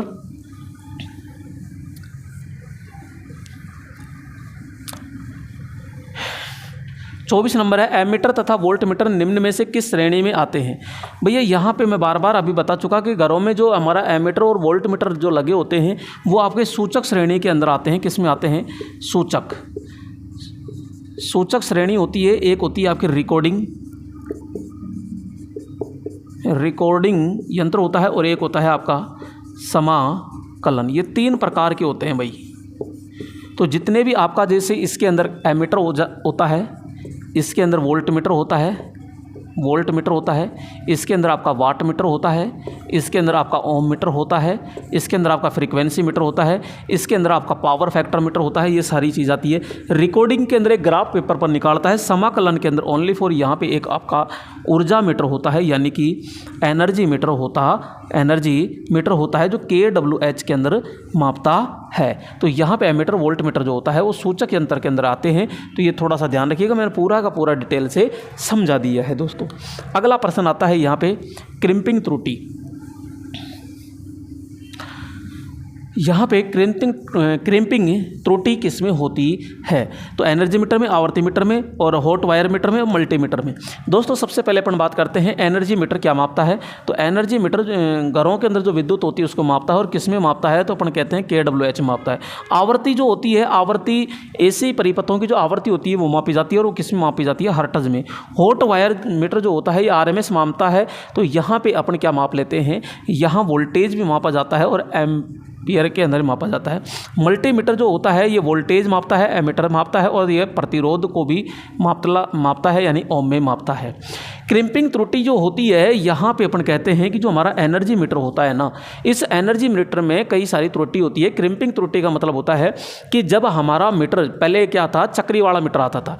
जब लोड घरों में नहीं होता है और बिना लोड के भी उसकी चक्री घूमती रहती है तो वो फालतू में ही रीडिंग शो करता रहता है, गिरारियाँ चलती रहती है। तो वहाँ पे उसको कहते हैं क्रिम्पिंग त्रुटि कहते हैं। तो उसकी जो डिस्क होती है उस पर आमने सामने 2 होल करके 180 डिग्री पे और उसको रोका जाता है। तो ये जो क्रिम्पिंग त्रुटि होती है ये किस में होती है? ये एनर्जी मीटर के अंदर होती ही है, ऊर्जा मीटर में होती ही है। अगला प्रश्न, और यहाँ पे अगला जो प्रश्न है वो आ चुका है, और ये लीजिएगा अगला प्रश्न कि बर्डन पद किस डिवाइस से संबंधित है। दोस्तों यहाँ पे अगर आपसे पूछा जाए बर्डन एक तरह का क्या होता है, यानी कि बोझ होता है। एक तरह का क्या होता है? बोझ, यानी कि एक लोड होता है, यानी कि मापन होता है। ये मापन है, तो मापन होता है बर्डन। वैसे ज़्यादातर जो प्रयोग होता है ये ट्रांसफार्मर में होता है, लेकिन यहाँ पे ट्रांसफार्मर में भी किस में होता है? एक तो सीटी और एक पीटी के अंदर सबसे ज़्यादा प्रयोग किया जाता है। तो यहाँ केवल सीटी में होता है, पीटी में होता है। सीटी अथवा पीटी से होता है, किसी भी मापन यंत्र से संबंधित हो सकता है। तो यहाँ पे ये जरूरी फिक्स नहीं होता है। मैंने तो ये कहा है कि ज़्यादातर ट्रांसफार्मर और उसमें भी सीटी पीटी के अंदर ये सबसे ज़्यादा मापन किया जाता है। तो यहाँ पे जैसे कि ट्रांसफार्मर का होता है KVA, ठीक है, KVA या शॉर्ट में अपन बोलते हैं VA के अंदर होता है। तो वोल्ट एम्पियर होता है, बड़ा मान होता है, तो KVA के अंदर होती है। तो यहाँ सीटी पीटी की जो बर्डन क्षमता होती है ये किस में होती है? KVA के अंदर होती है। तो अपन कहेंगे किसी भी मापक यंत्र से संबंधित हो सकती है। सीटी का मतलब होता है करंट ट्रांसफार्मर और पीटी का मतलब होता है पोटेंशियल ट्रांसफार्मर होता है। ये फेज तार के श्रेणी लाइन के श्रेणी क्रम में जुड़ा होता है और ये समांतर क्रम में जुड़ा होता है। ठीक है, ये सारी चीज़ें। अगला आता है यहाँ पे, अगला 27 नंबर प्रश्न है कि रेक्टिफायर टाइप इंस्ट्रूमेंट खालिस्तान प्रदर्शित करते हैं। तो दोस्तों यहाँ पे इंस्ट्रूमेंट यानी यंत्र होता है और वो कौन सा है, रेक्टिफायर टाइप का एक यंत्र है। तो वो क्या मापता है, तो यहाँ अपन कहेंगे ये आरएमएस मान को मापता है, ये औसत मान को मापता है, पीक मान को मापता है और ये डीसी को मापता है। तो दोस्तों जो रेक्टिफायर यंत्र होते हैं वो 100% किसको मापते हैं, ये आरएमएस मान को मापते हैं। रेक्टिफायर यानी दिष्टकारी होता है, तो दिष्टकारी क्या करता है, ये एसी को डीसी में कन्वर्ट करता है। तो शुरू में तो एसी लेगा ना, तो आरएमएस मान होता है। अगला प्रश्न होता है यहाँ पे, विद्युत ऊर्जा को मापने की इकाई क्या है। भैया विद्युत ऊर्जा को मापेगा कौन, तो अपन कहेंगे ऊर्जा मीटर। ऊर्जा मीटर, और ऊर्जा मीटर कैसा प्रकार का है, तो अपन कहेंगे एकीकृत यानी कि इंटीग्रेटिंग। और इंटीग्रेटिंग प्रकार का होता है तो किस में होता है, KWH प्रकार का होता है। तो राइट ऑप्शन क्या हो जाएगा, ये। तो यहाँ पे आपसे पूछा जाए कि ये किसकी इकाई है, तो यहाँ पे अपन कहेंगे ये ट्रांसफार्मर होता है। ये आपका अल्टरनेटर प्रकार की होती है। और ये आपकी कौन सी इकाई में होगी, ये बताइएगा आप। आभासी, कौन सी होती है, आभासी शक्ति होती है। KVAR यानी कि सिंक्रोनस होती है, सिंक्रोनस की होगी। ये प्रतिघाती होगी, प्रतिघाती शक्ति होगी। और ये आपके कैपेसिटर 3 की क्या होती है, ये KWH इधर आ गया। और किलोवाट की अगर बात करते हैं तो ये आपके डीसी जनरेटर में क्या लेते हैं, किलोवाट लेते हैं। इसके अलावा वास्तविक जो शक्ति होती है, इस वास्तविक शक्ति को मापा जाता है। तो पूरा का पूरा देखो, 1 2 3 4 5 6 7 8 9 10 11, एक प्रश्न के साथ में 11 टुकड़े अपन ने कर दिए। और क्या चाहिए आपको भाई, मज़ा तो आ रहा है ना दोस्तों। अगर मज़ा आ रहा है तो एक अच्छा सा कमेंट ज़रूर लिखिएगा दोस्तों, क्योंकि जैसे आप कमेंट लिखते हो तो मेरी अंतरात्मा है जो बहुत ही तृप्त हो जाती है, बहुत सुकून मिलता है कि मेरे जो प्यारे स्टूडेंट है, परिवार, दोस्त हैं, भाई है, ये देखते हैं और उनको जो मेरा कंटेंट है वो अच्छा सा पसंद आ रहा है। तो बिल्कुल एक आपका कमेंट ज़रूर मैं देखना चाहूँगा और अच्छा सा कमेंट ज़रूर लिखिएगा आप। नेक्स्ट अपन प्रश्न की बात करते हैं और यहाँ पर अगला प्रश्न आता है यहाँ पर आपके ये। तो लेक्टोमीटर खालिस्तान को निर्धारित करता है। तो दोस्तों यहाँ पे जो लेक्टोमीटर होता है, ये लेक्टोमीटर क्या है, तो लेक्टोमीटर होता है और ये दोस्तों क्या, दूध, जो दूध होता है ये दूध की क्या मापेगा, शुद्धता। दूध की क्या मापता है, शुद्धता को मापता है कौन, लेक्टोमीटर। यहाँ हाइड्रोजन की मापता है पेट्रोल की शुद्धता। तो यहाँ पर क्या कहेंगे, तो ये सीधा सीधा याद रखना कि लेक्टोमीटर दूध की शुद्धता को मापता है। अगला आता है यहाँ पे कि एक डायनामोमीटर प्रकार का उपकरण किसे मापने में उपयोग करता है। तो यहाँ पे दोस्तों जो डायनामोमीटर होता है ये आपका AC और DC दोनों पे काम करता है। एक तो पहली चीज़। तो दूसरा कि इसमें जो नियंत्रण प्रणाली होती है, वो स्प्रिंग प्रणाली होती है। नेक्स्ट अपन कहते हैं ये धारा का मापन करता है, ये वोल्टेज का भी करता है, ये पावर का भी करता है। तो ये धारा, वोल्टेज, शक्ति यानी आदि सभी का क्या करता है, ये लगभग मापन करता है। तो ये ध्यान रखना, धारा, पावर और वोल्टेज का मापन करता है। ये आपके AC DC दोनों पे काम करता है। नियंत्रण प्रणाली कौन सी होती है इसमें, ये होती है। आगे आता है 31 नंबर प्रश्न। और 31 नंबर प्रश्न क्या है, एमीटर का प्रतिरोध शंट के प्रतिरोध की अपेक्षा क्या होता है। तो भैया एमीटर का जो प्रतिरोध होता है वो शंट की अपेक्षा क्या होता है, तो समझिएगा ध्यान से। यहाँ पे अपन कहते हैं एमीटर और यहाँ पे लगा दिया शंट प्रतिरोध, ठीक है। और ये होता है हमारा लोड और इधर अपन सप्लाई दे रहे हैं। ये अपन कहते हैं कि इसका विस्तार करने के लिए एक निम्न मान का प्रतिरोध लगाते हैं, ठीक है। तो ये तो होता है बहुत निम्न और ये होता है अधिक। अब क्या पूछ रहा है, एमीटर का प्रतिरोध पूछ रहा है और शंट के प्रतिरोध की तुलना में क्या होता है, तो भैया इसका अधिक होता है। क्या होता है, अधिक होता है, कम होता है, बराबर होता है, बहुत अधिक होता है। तो अपन कहेंगे बहुत अधिक होता है। जैसे कि यहाँ 0.5 या कुछ भी हो सकता है और इसका काफ़ी ज़्यादा होता है। तो यहाँ पे बहुत अधिक होता है। एक मिनट, यानी कि शंट का प्रतिरोध निम्न होता है, ये तो पता है। तो और एमीटर का प्रतिरोध ज़्यादा होता है लेकिन बहुत ज़्यादा नहीं। ये कोई वोल्ट मीटर थोड़ी है जो बहुत ज़्यादा हो जाएगा। तो अपन कहेंगे अधिक होता है। शंट का पूछता है तो शंट का क्या हो जाएगा, कम होता है। अगला आता है यहाँ पे अगला आता है किसी वोल्ट मापी की संवेदनशीलता सामान्यतः किस रूप में व्यक्त की जाती है। दोस्तों जो संवेदनशीलता होती है वो किस में मापी जाती है, तो अपन कहते हैं संवेदनशीलता क्या होती है, यहाँ पे प्रतिरोध तथा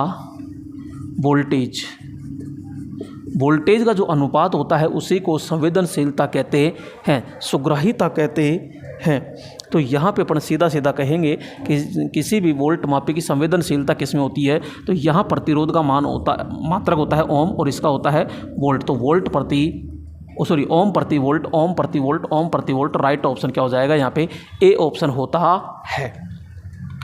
अगला लीजिएगा और यहाँ पे है ये 33 नंबर, सबसे अधिक मान का प्रतिरोध कौन से मीटर द्वारा मापा जाता है। दोस्तों मैंने आपको ये बता भी दिया, तो आप कमेंट करके ज़रूर बताइएगा कि इसमें सबसे अधिक प्रतिरोध कौन सा मापता है। तो यहाँ पे कौन सा सबसे ज़्यादा मापेगा, तो आप बताइएगा कमेंट करके यहाँ पे कि कौन सा सबसे ज़्यादा मापा जा रहा है। तो यहाँ सबसे अधिक मान का प्रतिरोध कौन से मीटर द्वारा मापा जाता है, ओम मीटर द्वारा, व्हीटस्टोन ब्रिज द्वारा और मेगा ओम और केल्विन। दोस्तों यहाँ बात करते हैं केल्विन, तो ये केल्विन सबसे निम्न मान का मापता है, सबसे निम्न।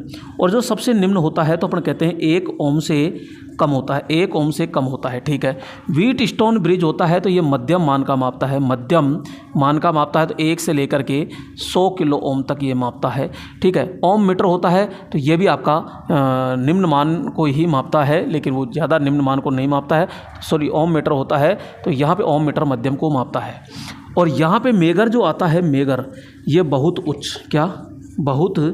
उच्च मान को मापता है, तो अपन कहेंगे सीधा ये मेगा ओम में मापता है। किस में मापता है, मेगा ओम में मापता है, यानी कि 100 किलो ओम से क्या होता है, उच्च होता है। तो ये सबसे अधिक मान का प्रतिरोध तो मेगर आ जाएगा, क्या आ जाएगा, मेगर। ये इंसुलेशन का प्रतिरोध मापता है, रोदन प्रतिरोध को मापता है। अगला आता है 34 नंबर। तो दोस्तों यहाँ पे 34 नंबर पे अपन पहुँच चुके हैं लगभग। तो यहाँ पे एक एमीटर का आंतरिक प्रतिरोध अगर 50 ओम है, किसका, एमीटर का, ठीक है। और एमीटर केवल 1 मिली एम्पियर के लिए बनाया गया है, ठीक है। और अगर एमीटर 10 मिली एम्पियर धारा से जोड़ा जाता है तो शंट प्रतिरोध का अनुमानित मान ज्ञात कीजिए। दोस्तों यहाँ पे समझिएगा, इसको पूरा आराम से समझिएगा क्योंकि बार बार क्वेश्चन आता है इस पर। यहाँ पे अपन कहते हैं एक हमारे पास में एमीटर है ये, और यहाँ पे एक लोड लगाया गया है ये, और यहाँ हमारी सप्लाई है। ये कह रहा है कि ये सपोज करते हैं कि ये जो है ये 10 एम्पियर का है और ये लोड जो है लगभग 12 एम्पियर ले रहा है। तो ये 10 वाला 12 कैसे मापेगा, लेकिन अपन इसको बढ़ाना चाहते हैं। तो भैया इसका विस्तार कैसे करना चाहते हैं, विस्तार तब होगा जब इसके समांतर में एक निम्न मान का क्या जोड़ेंगे, प्रतिरोध जोड़ेंगे। तो यहाँ समांतर में जोड़ते हैं तो इसे कहते हैं हम शंट प्रतिरोध। क्या कहेंगे, शंट प्रतिरोध कहते हैं। जैसे ही शंट प्रतिरोध जोड़ते हैं तो इसका विस्तार क्या हो जाएगा, इसमें प्रतिरोध कम हो जाएगा, प्रतिरोध कम हो जाएगा तो धारा ज़्यादा हो जाएगी, धारा ज़्यादा हो जाएगी तो धारा ज़्यादा दर्शाएगा, सीधी सी बात है। तो यहाँ पे सीधा सा कहा जाता है कि भैया कितने मान का प्रतिरोध जोड़ो ताकि इसका मान हो जाए। अब एक्चुअल में अपन को डाटा दिया गया है तो इस डाटा से इस प्रतिरोध को निकालते हैं, इसको शंट प्रतिरोध कहते हैं और ये मैग्नीन का बना होता है। अब देखो, एक का मतलब है यहाँ पे एमीटर का प्रतिरोध कितना दिया गया है, तो भैया एमीटर का प्रतिरोध तो दिया गया है यहाँ पे 10 मिली एम्पियर दिया गया है। और यहाँ पे एमीटर का जो आंतरिक प्रतिरोध एमीटर का जो आंतरिक प्रतिरोध है, यानी कि अपन कहते हैं एमीटर यानी मेजरिंग प्रतिरोध RM जो दिया गया है वो है 50 ओम, ठीक है। और केवल यहाँ पे मीटर केवल 1 मिली एम्पियर के लिए बनाया गया है। अगर इसे 10 मीटर यानी कि मीटर का यानी मेजरिंग एम्पियर, ये धारा है 1 मिली एम्पियर और यहाँ वह है विस्तारित धारा। भाई ये धारा अपन को बढ़ानी है, यानी कि विस्तार धारा कह सकते हो धारा। तो यहाँ पे 10 मिली एम्पियर ये चीज़ें हैं। भैया इसका फॉर्मूला क्या होता है तो वो देखते हैं। तो यहाँ पे ये होता है, इसको मैं प्रतिरोध जैसे मानता हूँ तो ये कितना आ जाएगा, तो यहाँ पे अगर अपन कहते हैं समांतर में R बटा एक मिनट। यहाँ पे सीधा सीधा क्या कहा है, एमीटर का आंतरिक प्रतिरोध होता है 50 ओम होता है, 50 ओम होता है, तो केवल 1 मिली एम्पियर होता है, और 1 मिली एम्पियर होता है तो 10 मिली एम्पियर धारा से जोड़ने के लिए होता है। तो यहाँ सबसे पहले n याद करना पड़ेगा, और n होता है I/IM होता है यहाँ पे, और यहाँ होता है RM/1 यहाँ पे n-1, ठीक है। तो यहाँ पे हो जाएगा आपका R, ठीक है। जो यहाँ पे ये संट प्रतिरोध अपन माप रहे हैं RSH, ये तो अपन को RM दिया गया है, RM दिया गया है 50, तो 50 रख दीजिए। अब N नहीं दिया गया, N निकालेंगे। N निकालने के लिए I कितना है, I आपके पास में है 10 है। IM कितना है, IM ये एम्पियर लिख दो, चाहे IM लिख दो, तो 1 आता है, तो यहाँ 1 है। 1 का भाग 10 में देंगे तो 10 बढ़ जाएगा, तो N का मान आ जाएगा यहाँ पे 10, ठीक है।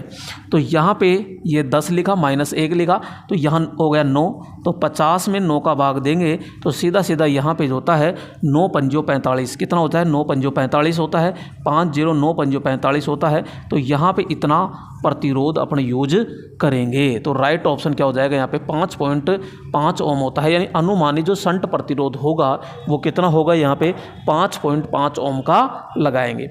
अगला प्रश्न देखिएगा, और अगला प्रश्न आ चुका है यहाँ पे 35 नंबर। दोस्तों अभी तो आधे प्रश्न हुए हैं, लेकिन आधे प्रश्न का मतलब ये नहीं है, लेकिन अपना चैप्टर पूरा क्लियर हो रहा है, क्योंकि एक एक पॉइंट क्लियर हो रहा है। विद्युत उपकरण में कंट्रोल स्प्रिंग के लिए किस धातु का प्रयोग किया जाता है। तो दोस्तों यहाँ पे क्या होता है समझिएगा, यहाँ पे जो हमारा यंत्र होता है इसमें 3 प्रकार के बल लगते हैं। कितने प्रकार के बल लगते हैं, 3 प्रकार के बल लगते हैं। इसके अंदर क्या होती है, ये छड़ होती है, ठीक है। यहाँ पे ज्वेल बेरिंग होते हैं, और यहाँ पे ये होता है, ये एक बल होता है आपका विक्षेपण बल। कौन सा होता है, विक्षेपण, ये डिफ्लेक्टिंग टॉर्क होता है विक्षेपण बल। ये विक्षेपण बल किसे कहते हैं, ऐसा बल जो इस संकेतक को, ये 0 है, 0 से आगे की ओर धक्का दे, 0 से आगे की ओर योग किसकाने में जो लगाया जाता है बल, वो आपका विक्षेपण बल कहलाता है। दूसरा बल क्या होता है, जैसे ये बल है तो धक्का देगा तो सीधा ये पैमाना है, ये पैमाना है, सीधा सीधा दीवार से टकराएगा संकेतक, और ये संकेतक अगर दीवार से टकराएगा तो टूट जाएगा, तो भैया एक काम करो, इसको धीरे धीरे चलाओ। धीरे धीरे तब चलेगा जब इसके विपरीत एक और बल काम करेगा। तो विपरीत बल लगाया जाता है, वो होता है कंट्रोल यानी नियंत्रण बल, नियंत्रण बल। तो यहाँ पे नियंत्रण बल और नियंत्रण बल जो होते हैं ये 2 प्रकार के होते हैं।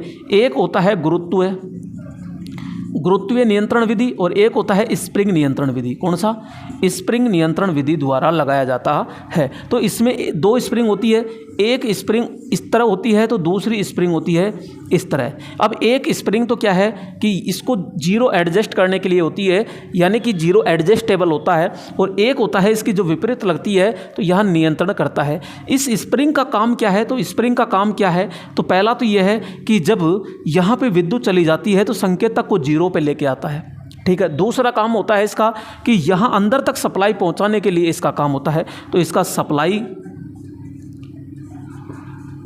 का भी काम करती है, और दूसरा ये सप्लाई जाने पर इस संकेतक को 0 पर लाने का कार्य भी करती है। और ये किसकी बनी होती है, तो अपन कहते हैं भैया ये फास्फोरस की बनी होती, फास्फोरस ब्रॉन्ज की बनी होती है। ब्रॉन्ज को अपन कहते हैं कांसा, क्या कहते हैं, कांसा। इसको कई बार कांस्य भी कहा जाता है, कांस्य, ठीक है। दूसरा जो फास्फोरस ब्रॉन्ज होती है इसको अपन क्या कहते हैं, हेयर स्प्रिंग कहते हैं। इसको हिंदी में बोले तो बाल कमानी कहते हैं। हेयर स्प्रिंग बाल कमानी यहाँ पे एक नियंत्रण बल का काम करेगी, पहला चीज़। दूसरा इसका मुख्य कार्य क्या है, तो मुख्य कार्य क्या है कि ये नियंत्रण बल होता है, इसके विपरीत कार्य करती है। दूसरा विद्युत जानने पर ये क्या करती है कि इसको 0 पॉइंट पर भी लेके आती है। और दूसरा कि यहाँ पे ये संकेतक को टूटने से बचाती है। अगला तो यहाँ पे राइट ऑप्शन तो क्या हो जाएगा, फास्फोरस कांसा हो जाता है। अगला 36 नंबर क्वेश्चन देखिएगा, और 36 नंबर क्वेश्चन क्या आ रहा है, तो ये देखिएगा 36 नंबर। 2 एम्पियर 0.96 ओम एमीटर की सीमा का एक 10 एम्पियर एमीटर में विस्तार करने के लिए शंट प्रतिरोध कितने मान का होगा। दोस्तों जस्ट अभी आपने थोड़ी देर पहले किया था, एक ऐसा ही और आ चुका है। तो यहाँ पे सीधा सीधा देख लीजिए कि एक एमीटर है और एमीटर का मान दिया गया है, यानी धारा का मान दिया गया है, और धारा का मान यहाँ पे कितना दिया गया है, तो धारा का मान यहाँ पे 2 एम्पियर दिया गया है, और एमीटर का प्रतिरोध जो दिया गया है वो 0.96 ओम दिया गया है। ये तो दोनों ही मीटर के हैं, ठीक है। आगे कह रहा है कि यहाँ पे 2 की बजाय हमको 10 एम्पियर बनाना है। 2 की बजाय कितना बनाना है, 10 एम्पियर बनाना है। तो यहाँ ये आई एम तो ये है और ये आई है, तो ये 10 एम्पियर बनाना है एमीटर। तो शंट प्रतिरोध ज्ञात कीजिए। शंट प्रतिरोध ज्ञात करते हैं तो आर एस एच होता है बराबर आर एम होता है बटा n-1 होता है। ये अपना फॉर्मूला होता है। n निकालने के लिए क्या होता है, I बटा आई एम होता है यंत्र का। तो भैया जो धारा विस्तारित धारा है ये तो 10 है, और यहाँ पे मेजरिंग धारा कितनी है, तो 2 एम्पियर है। तो यहाँ पे 10 में 2 का भाग देंगे तो कितना आएगा, 5 आएगा। तो n का मान तो कितना आ गया यहाँ 5। यहाँ मेजरिंग प्रतिरोध कितना है, तो 0.96 है, 0.96 है। तो ये 0.96 बटा n का मान कितना है, 5 है, -1 है। तो यहाँ पे 0.96 बटा 4 है। यहाँ पॉइंट उठाएँ, देखो मैं नीचे कर दूँ, पॉइंट उठाएँगे तो यहाँ पे 0.96 है, तो नीचे 2 जीरो लगेगी, ये लग गई जीरो। अब 4 से काट लीजिए, तो 4 एक कम तो 4 नीचे तो 100 हो गया, और 4 दूनी 8 हो गया, 1 बच गया, 4 चौक 16 हो गया ये, ठीक है। ये हो गया, 2 संख्या छोड़ के पॉइंट लगा दीजिए, तो अपन कहेंगे 0.24 ओम। तो ये आ जाएगा, तो ये आपका 0.024 ओम हो गया। तो राइट ऑप्शन क्या हो जाएगा, बी ऑप्शन होता है। अगला क्वेश्चन लीजिएगा यहाँ पे, और ये प्रश्न आ चुका है। ये अगला प्रश्न है, ध्वनि की तीव्रता किस में मापी जाती है। मेरे दोस्तों जो ध्वनि की जो तीव्रता मापी जाती है वो किस में मापी जाती है, डेसिबल में मापी जाती है। वैसे इसका बैल होता है, बैल का 10वां भाग होता है, वो डेसिबल कहलाता है। तो ध्वनि की तीव्रता किस में मापते हैं अपन, डेसिबल में मापते हैं। आगे नेक्स्ट आता है, किसी आदर्श एमीटर का प्रतिरोध कितना होता है। भैया शुरू में जस्ट बताया था मैंने कि जो हमारा आदर्श एमीटर होता है, आदर्श एमीटर होता है, देखो अच्छा एमीटर का पूछ रहा है, वो धारा सोर्स का था। अब देखो एमीटर का देख लीजिए, यहाँ पे एक होता है एमीटर, ठीक है, एमीटर, और एक होता है वोल्ट मीटर, एक होता है वोल्ट मीटर, ठीक है। एमीटर क्या मापता है, तो अपन धारा कहते हैं, धारा मापता है। अरे धारा क्या मापेगा, ज़्यादा से ज़्यादा। तो यहाँ पे इस एमीटर में क्या धारा का मान क्या होगा, तो अपन कहेंगे अधिक होता है। और यहाँ प्रतिरोध का मान क्या हो जाएगा, तो अपन कहेंगे कम होता है। क्या होता है, कम। इसी प्रकार ये वोल्ट मीटर क्या मापेगा, वोल्टेज मापेगा। वोल्टेज मापेगा तो धारा क्या होगी, इसमें कम होगी। तो इसमें धारा का मान क्या होता है, कम होता है। धारा का मान कम होता है तो भैया प्रतिरोध का मान क्या होगा, प्रतिरोध का मान क्या होता है, यहाँ पे अपन कहेंगे अधिक। प्रतिरोध का मान क्या होता है, इसमें अधिक होता है। अब इसी प्रकार इसमें अगर मैं आदर्श जोड़ दूँ, क्या आदर्श एमीटर बना दूं, तो आदर्श एमीटर में धारा का मान अधिक है, अधिक है तो ये क्या आ जाएगा, अनंत। और यहाँ ये कम है तो कम है तो ये क्या आ जाएगा, 0। इसी प्रकार एक आदर्श वोल्ट मीटर जोड़ दूं, तो यहाँ पे ये कम है तो ये 0 हो जाएगा, ये अधिक है तो ये क्या हो जाएगा, ये अनंत हो जाएगा। अब आदर्श एमीटर का प्रतिरोध पूछ रहा है, तो एमीटर का नहीं आदर्श का पूछ रहा है। आदर्श एमीटर का प्रतिरोध तो ये रहा 0। अगर वोल्ट मीटर का पूछे तो भैया आदर्श वोल्ट मीटर का पूछे प्रतिरोध, तो अपन क्या कहेंगे, अनंत होता है। तो यहाँ इसका तो क्या हो जाएगा, 0 होता है। राइट ऑप्शन क्या हो जाएगा, यहाँ 0 होता है। अब यहाँ पे ये है ध्यान रखना मीटर, और थोड़ी देर पहले मैंने ऐसे समझाया था वो थे सोर्स, तो इनका जस्ट उल्टा होता है। वोल्ट मीटर के अंदर धारा अधिक होती है और प्रतिरोध धारा कम होती है और प्रतिरोध अधिक होता है, जबकि वोल्टेज सोर्स के अंदर जो प्रतिरोध होगा वो कम होता है और धारा उसमें अधिक होती है। आप चेक करना आराम से, 4 ये है और 4 वो है, इस प्रकार से 8 हो जाते हैं, तो कन्फ्यूज आपका दूर हो जाएगा। आगे लीजिएगा, यहाँ पे अगला जो पॉइंट आ रहा है, वो अगला पॉइंट कौन सा आ रहा है, तो ये समझो, CRT कौन सी सप्लाई पर कार्य करती है। तो भैया CRT कौन सी सप्लाई पे काम करती है, तो अपन कहते हैं cathode ray tube. Cathode ray tube, ये जो कैथोड रे ट्यूब है CRO, कैथोड रे ऑसिलोस्कोप, ये CRT जो CRO है, CRO का दिल, CRO का दिल जो होता है, हार्ट होता है, वो क्या है, CRT होता है, कैथोड रे ट्यूब होता है। और ये केवल किस पर काम करती है, ये आपके DC पर कार्य करती है। अगला लीजिएगा, यहाँ पे CTC कौन से सिद्धांत पर, दोस्तों मैंने शुरू में बताया था तापीय सिद्धांत पर काम करती है, तापीय सिद्धांत पर, तापीय उत्सर्जन सिद्धांत पर कार्य करती है, ठीक है, थर्मल एमिशन सिद्धांत पर काम करती है। यहाँ पे जो हमारी CRT होती है, इसकी जो ट्यूब होती है इस प्रकार से यूँ, यहाँ पे इलेक्ट्रॉन गन होते हैं ये, और यहाँ पे कैथोड होता है जो इलेक्ट्रॉन को नियंत्रण करता है, यहाँ अलग अलग ये होते हैं, और यहाँ पे प्लेटें होती है इस प्रकार से, और यहाँ से इलेक्ट्रॉन बीम जाता है ये। तो फास्फोरस यहाँ पे जो परत होती है ये फास्फोरस की होती है, लेकिन फास्फोरस सारा ही है, तो फास्फोरस 31 का अपन क्या करते हैं, प्रयोग करते हैं। और यहाँ पे एक होती है इक्वाडी कोटि, यहाँ पे वो क्या होता है, जो इलेक्ट्रॉन आते हैं इस इलेक्ट्रॉन को अवशोषित करके वापस कहाँ भेजा जाता है, पीछे की ओर भेज दिया जाता है। तो ये है हमारी CRT ट्यूब। तो यहाँ पे जो विद्युत धारा का जो मान होता है, धारा है, वोल्टेज है उसको, तो यहाँ पर्दे के ऊपर चलचित्र के द्वारा क्या करता है, तरंगों के रूप में मान को प्रदर्शित करता है। आगे आता है 42 नंबर, और 42 नंबर क्या है, तो यहाँ अपन कहते हैं 42 नंबर कि वाट मीटर, वाट मापी का दाब कुंडलन में क्या होता है। दोस्तों यहाँ पे दो प्रकार की कुंडलियाँ होती है, कौन कौन सी होती है, एक होती है धारा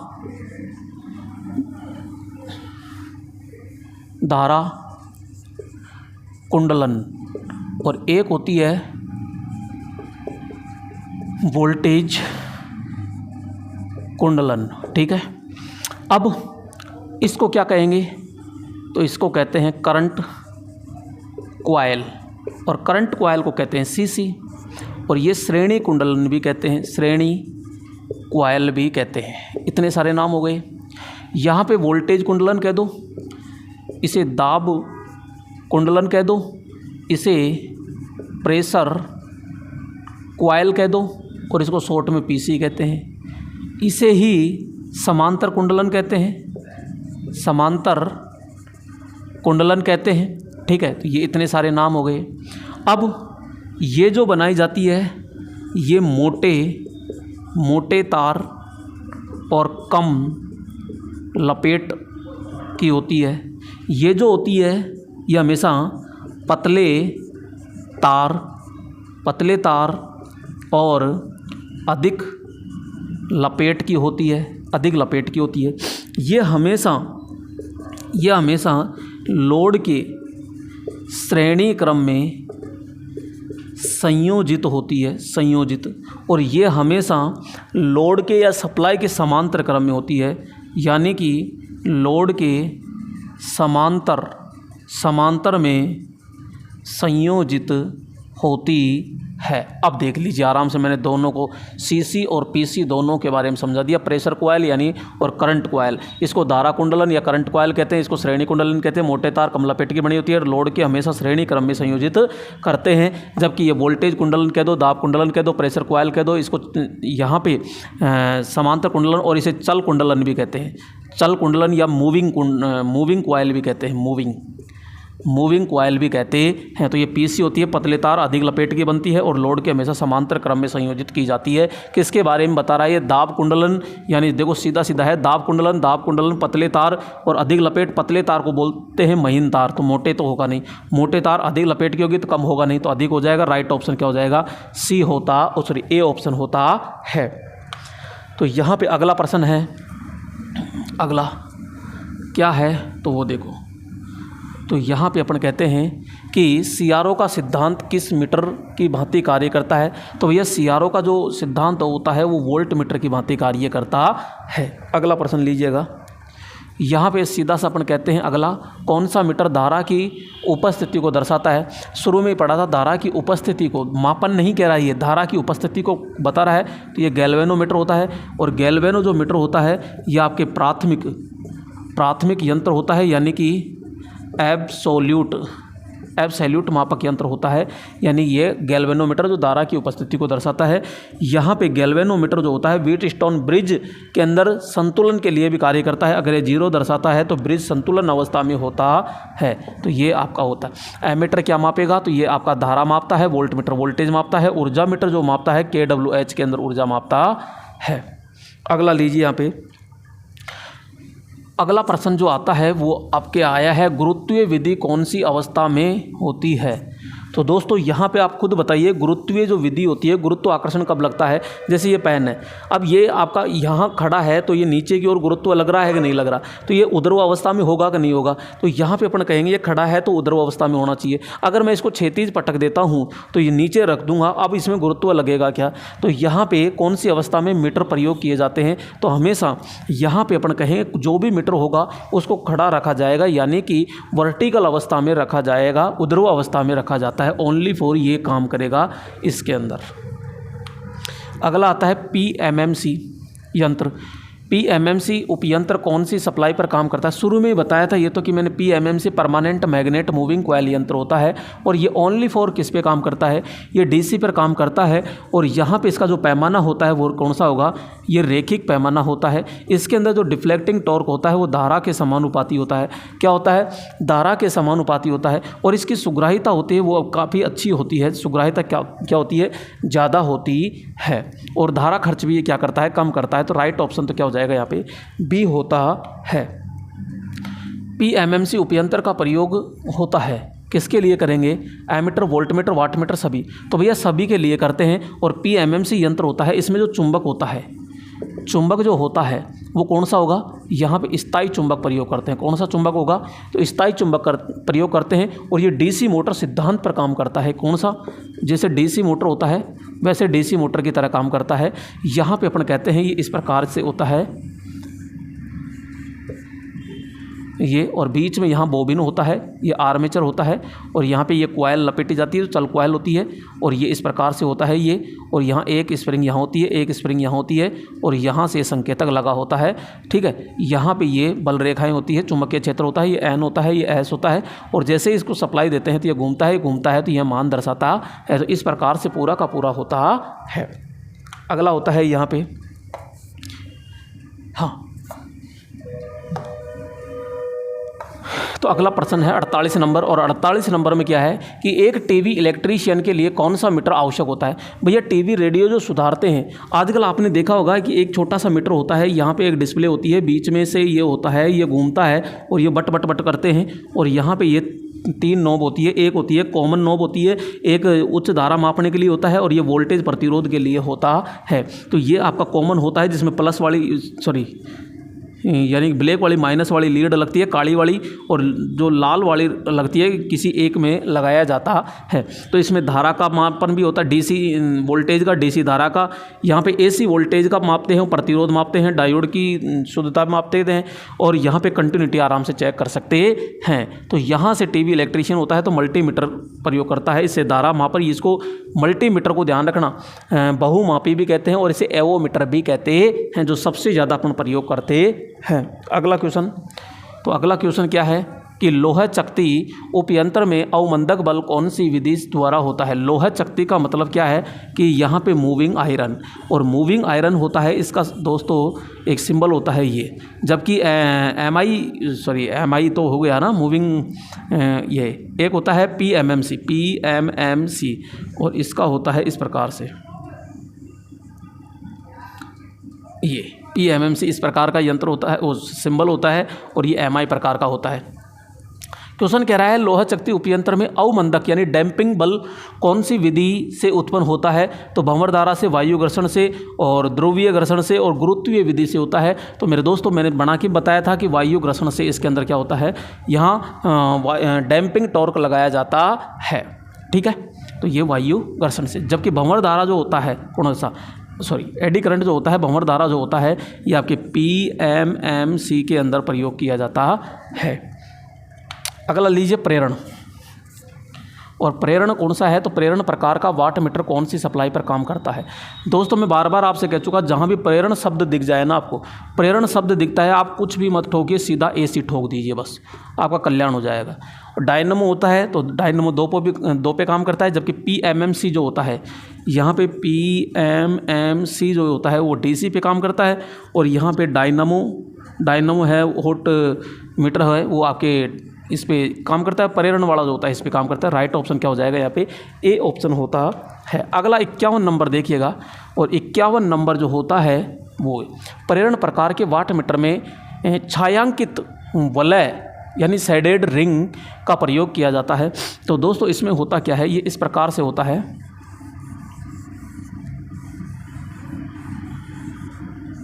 ये चकती होती है, घूमती है, और बीच में से ये धुरा होता है, और यहाँ पे क्या लगाई जाती है, ये शेडेड रिंग होती है, छायांकित वलय कहते हैं। जबकि यहाँ पे ये होता है और ये सीधा जाता है इधर से, ठीक है। और यहाँ ये आपकी कौन सी होती है, तो यहाँ अपन कहते हैं कि यहाँ पे करंट कॉइल CC होती है, और ये लोड के श्रेणी क्रम में सीधी लगाई जाती है। इस प्रकार से होता है।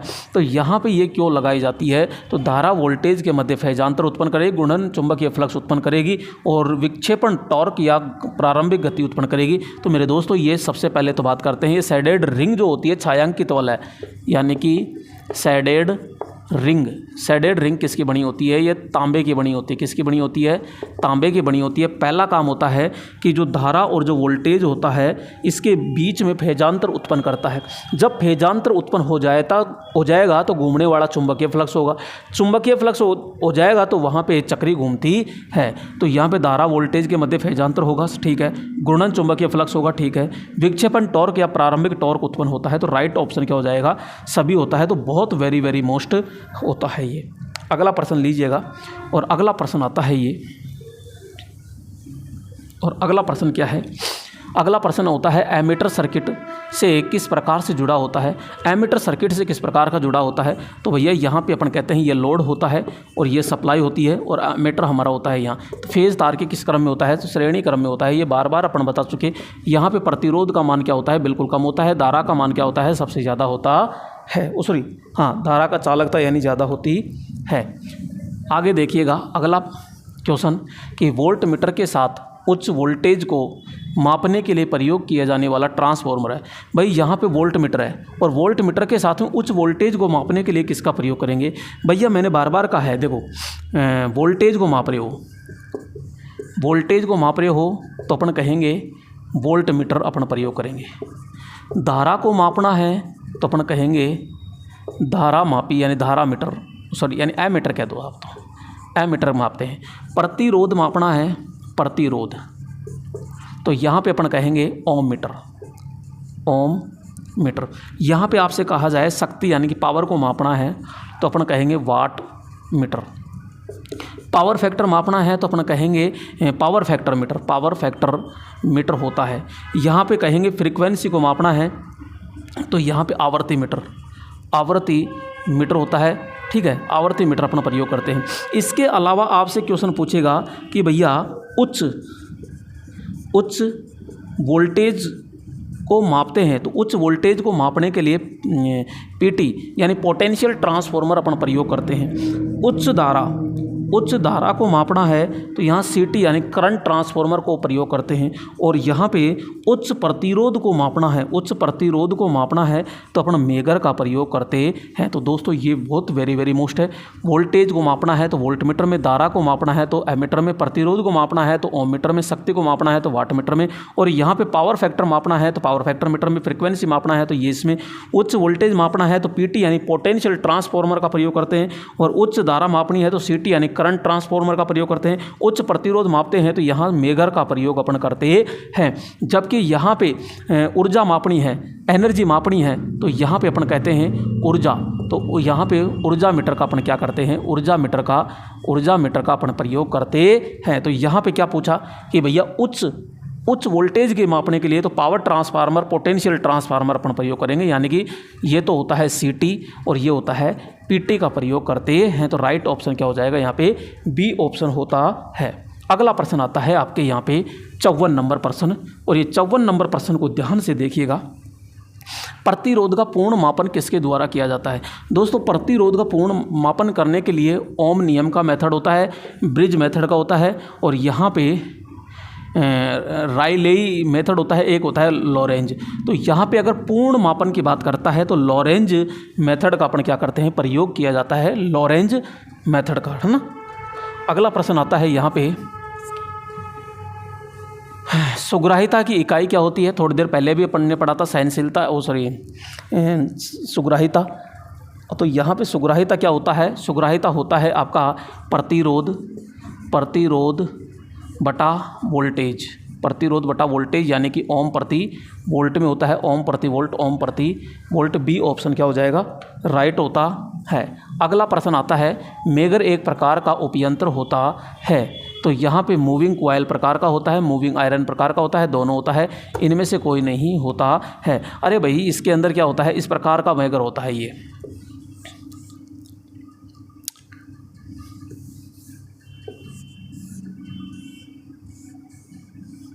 इस प्रकार का होता है।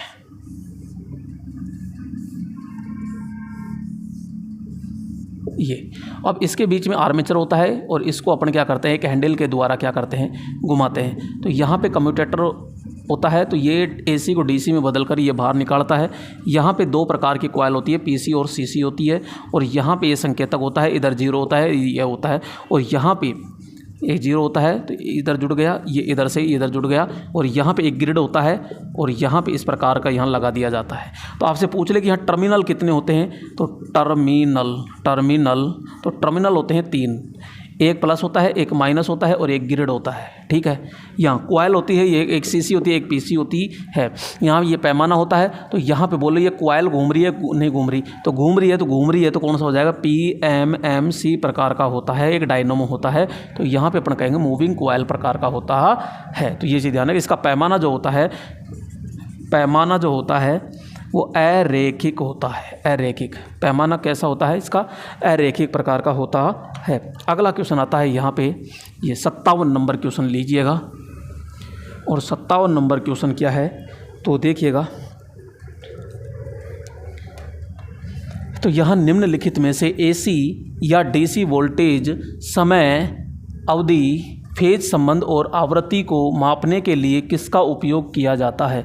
तो निम्नलिखित में से AC DC वोल्टेज, समय अवधि, फेज संबंध और आवृत्ति, यानी कि भैया AC को मापो, ठीक है, यहाँ पे अपन कहेंगे DC को मापो, यहाँ पे वोल्टेज को मापिएगा, ठीक है। इसके अलावा समय अवधि को भी मापिएगा, इसके अलावा अपन कहेंगे फेज को मापिएगा, फेज संबंध आवृत्ति को मापा जाता है। तो यहाँ पे आपका फ्रीक्वेंसी मीटर होगा, ऊर्जा मीटर होगा, और यहाँ पे अधिकतम मांग संकेतक होगा, और CRO। तो मेरे दोस्तों ये सारी राशि जो मापता है, ये कौन मापता है, तो अपन कहेंगे सीधा CRO मापता है। और CRO का दिल क्या होता है, तो अपन कहेंगे कैथोड रे ऑसिलोस्कोप होता है। अगला प्रश्न आता है यहाँ पे, और अगला प्रश्न आ चुका है यहाँ, ये तो किस प्रकार का पैमाना मूविंग कॉइल यानी कि बोले तो MI होता है। तो मैं MI के बारे में बता दिया, ये रेखिक होता है। कौन सा होता है, तो ये रेखिक प्रकार का होता है, यानी लीनियर प्रकार का होता है।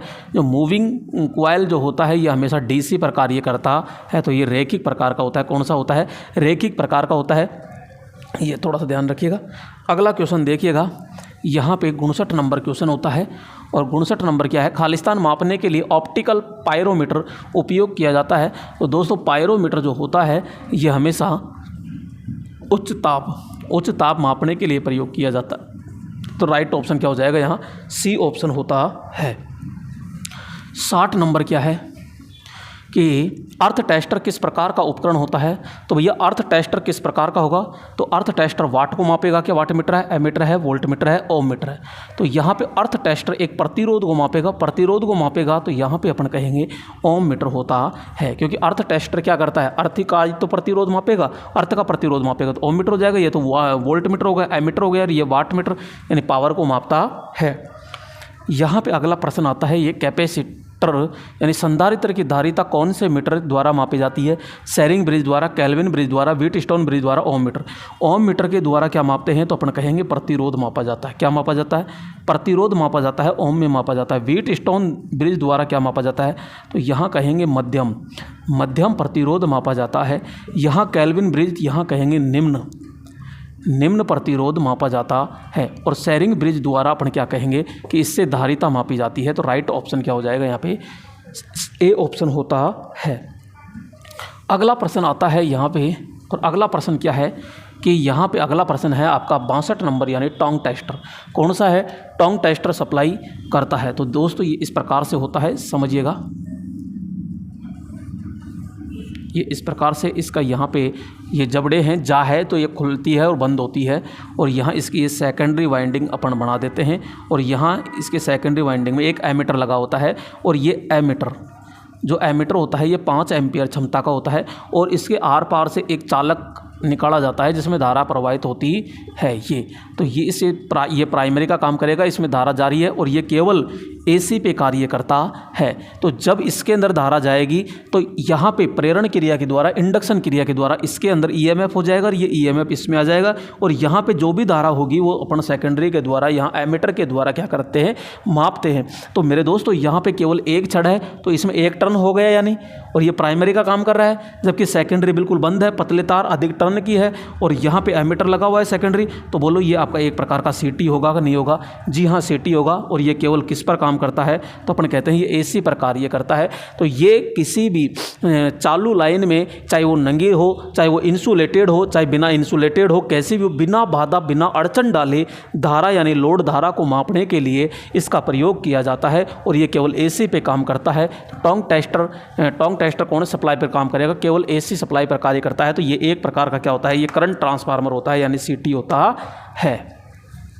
अगला प्रश्न देखिएगा, और अगला प्रश्न है कि मीटर पर कितने प्रकार के बल लगाए जाते हैं? तो भैया कोई सा भी मीटर हो 3 प्रकार के बल लगते हैं। पहला यानी कि विक्षेपण बल लगता है। दूसरा बल लगता है नियंत्रण बल। और नियंत्रण बल 2 प्रकार के होते हैं। एक होता है स्प्रिंग नियंत्रण और एक होता है गुरुत्वीय नियंत्रण बल। तीसरा होता है यहाँ पे अवमंदक बल, जिसे अपन डैम्पिंग टॉर्क कहते हैं। और ये 3 प्रकार के होते हैं। पहला जैसे कि अपन कहते हैं यहाँ पे द्रव घर्षण होता है। एक होता है वायु घर्षण होता है। और एक होता है भंवर धारा यानी एडी करंट। और सबसे जो बेस्ट होता है वो ये होता है, और इसमें ये सबसे बेस्ट होता है। तो विक्षेपण यानी कि डिफ्लेक्टिंग टॉर्क होता है। नियंत्रण यानी कंट्रोल होता है। या स्प्रिंग, और स्प्रिंग किसकी बनी होती है? तो अपन कहते हैं कि फॉस्फोरस ब्रॉन्ज की बनी होती है, जिसे बाल कमानी या हेयर स्प्रिंग कहते हैं। ये केवल उद्रव अवस्था में कार्य करता है। तो ये उद्रव अवस्था में काम करता है। जबकि स्प्रिंग वाला क्षैतिज हो, चाहे ओरिजेंटल हो, चाहे वर्टिकल हो, कैसी भी हो, दोनों दिशाओं में काम करता है।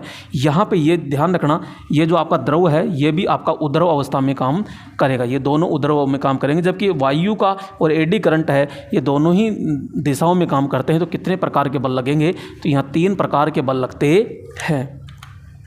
अगला आता है यहाँ 64 नंबर। और भैया 64 नंबर कौन सा है? तो वो देखिएगा। यहाँ पे मापन उपयंत्र में कौन सी बेरिंग प्रयोग की जाती है? तो भैया जो भी मापन यंत्र होता है इसमें स्पिंडल होती है जो स्टील की होती है। और दोनों सिरों पर यहाँ पे अपन बेरिंग लगाते हैं, जिसे ज्वेल बेरिंग कहते हैं। कौन सी बेरिंग कहते हैं? ज्वेल बेरिंग कहते हैं। बहुत ही छोटे आकार की होती है। अगला क्वेश्चन आता है कि यहाँ पे स्केल किस धातु का बना होता है? इसको स्केल कह दीजिए मेरे दोस्तों। यहाँ पे ये जो मान होता है इसको क्या कहते हैं? स्केल। इसको पैमाना स्केल कह दीजिए, पैमाना कह दीजिए, ठीक है। और क्या कहते हैं इसको? डायल भी कहते हैं इसको, डायल। तो ये तीनों ही किसके बने होते हैं? तो ये एल्यूमिनियम के बने होते हैं। एक होता है यहाँ पे ये, अब इसको क्या कहते हैं? इसको संकेतक कहते हैं, इसको सुई कहते हैं, इसको नीडल कहते हैं, नीडल, इसको संकेतक कहते हैं, और इसको पॉइंटर कहते हैं। पॉइंटर भी कहते हैं। और ये भी किसका बना होता है, ये भी आपका एल्यूमिनियम का बना होता है ये। और जबकि ये छड़ जो होती है ये स्टील की बनी होती है। किसकी बनी होती है, स्टील की। जबकि यहाँ पे ज्वेल बेरिंग होते हैं ये आपके एक तरीके से पीतल के बने होते हैं, यानी फास्फोरस ब्रॉन्ज के ही होते हैं। जबकि स्प्रिंग फास्फोरस ब्रॉन्ज की होती है। तो राइट ऑप्शन स्केल किसका बना होता है, तो यहाँ पे स्केल किसका बनेगा, तो बी ऑप्शन होता है।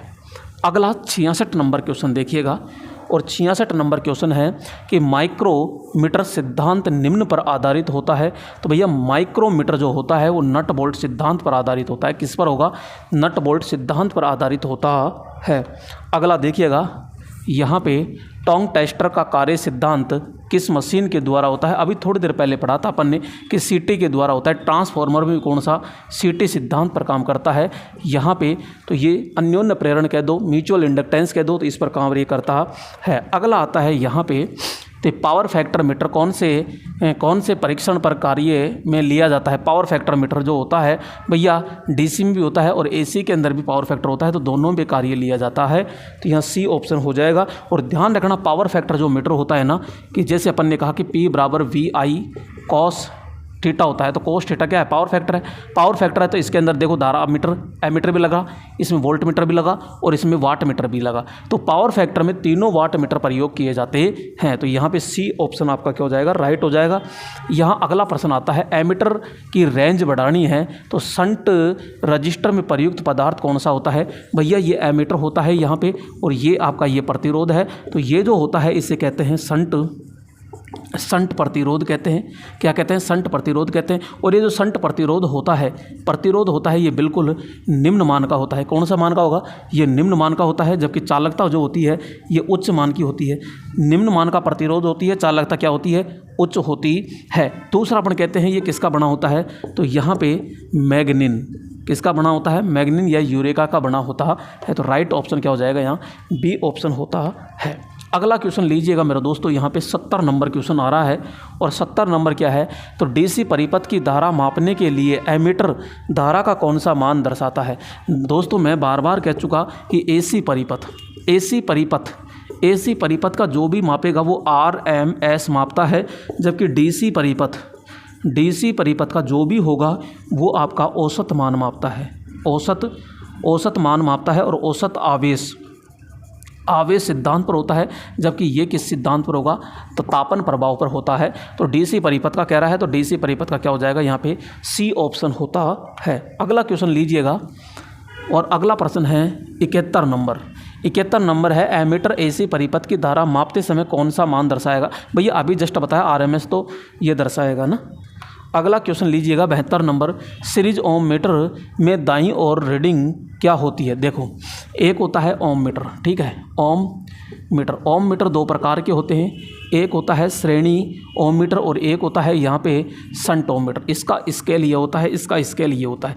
जो श्रेणी होता है इसके अंदर यहाँ पे 0 होता है और इधर क्या होता है, ये होता है अनंत, यानी दाईं ओर इसमें 0 होता है, इसमें बाईं ओर अनंत होता है। जबकि यहाँ पे अपन बात करते हैं कि जो शंट ओम मीटर होता है, शंट ओम मीटर के अंदर क्या होता है, दाईं ओर यहाँ पे अनंत होता है और बाईं ओर यहाँ पे 0 होता है। तो यहाँ पे इस प्रकार के हैं दोनों। अब क्या पूछ रहा है वो, तो सीरीज ओम मीटर है, तो सीरीज ओम मीटर है तो श्रेणी हो गया। श्रेणी में किधर पूछ रहा है, दाईं ओर, तो भैया दाईं ओर रीडिंग क्या होती है, दाईं ओर रीडिंग 0 होती है। तो राइट ऑप्शन क्या हो जाएगा, यहाँ पे ए ऑप्शन होता है।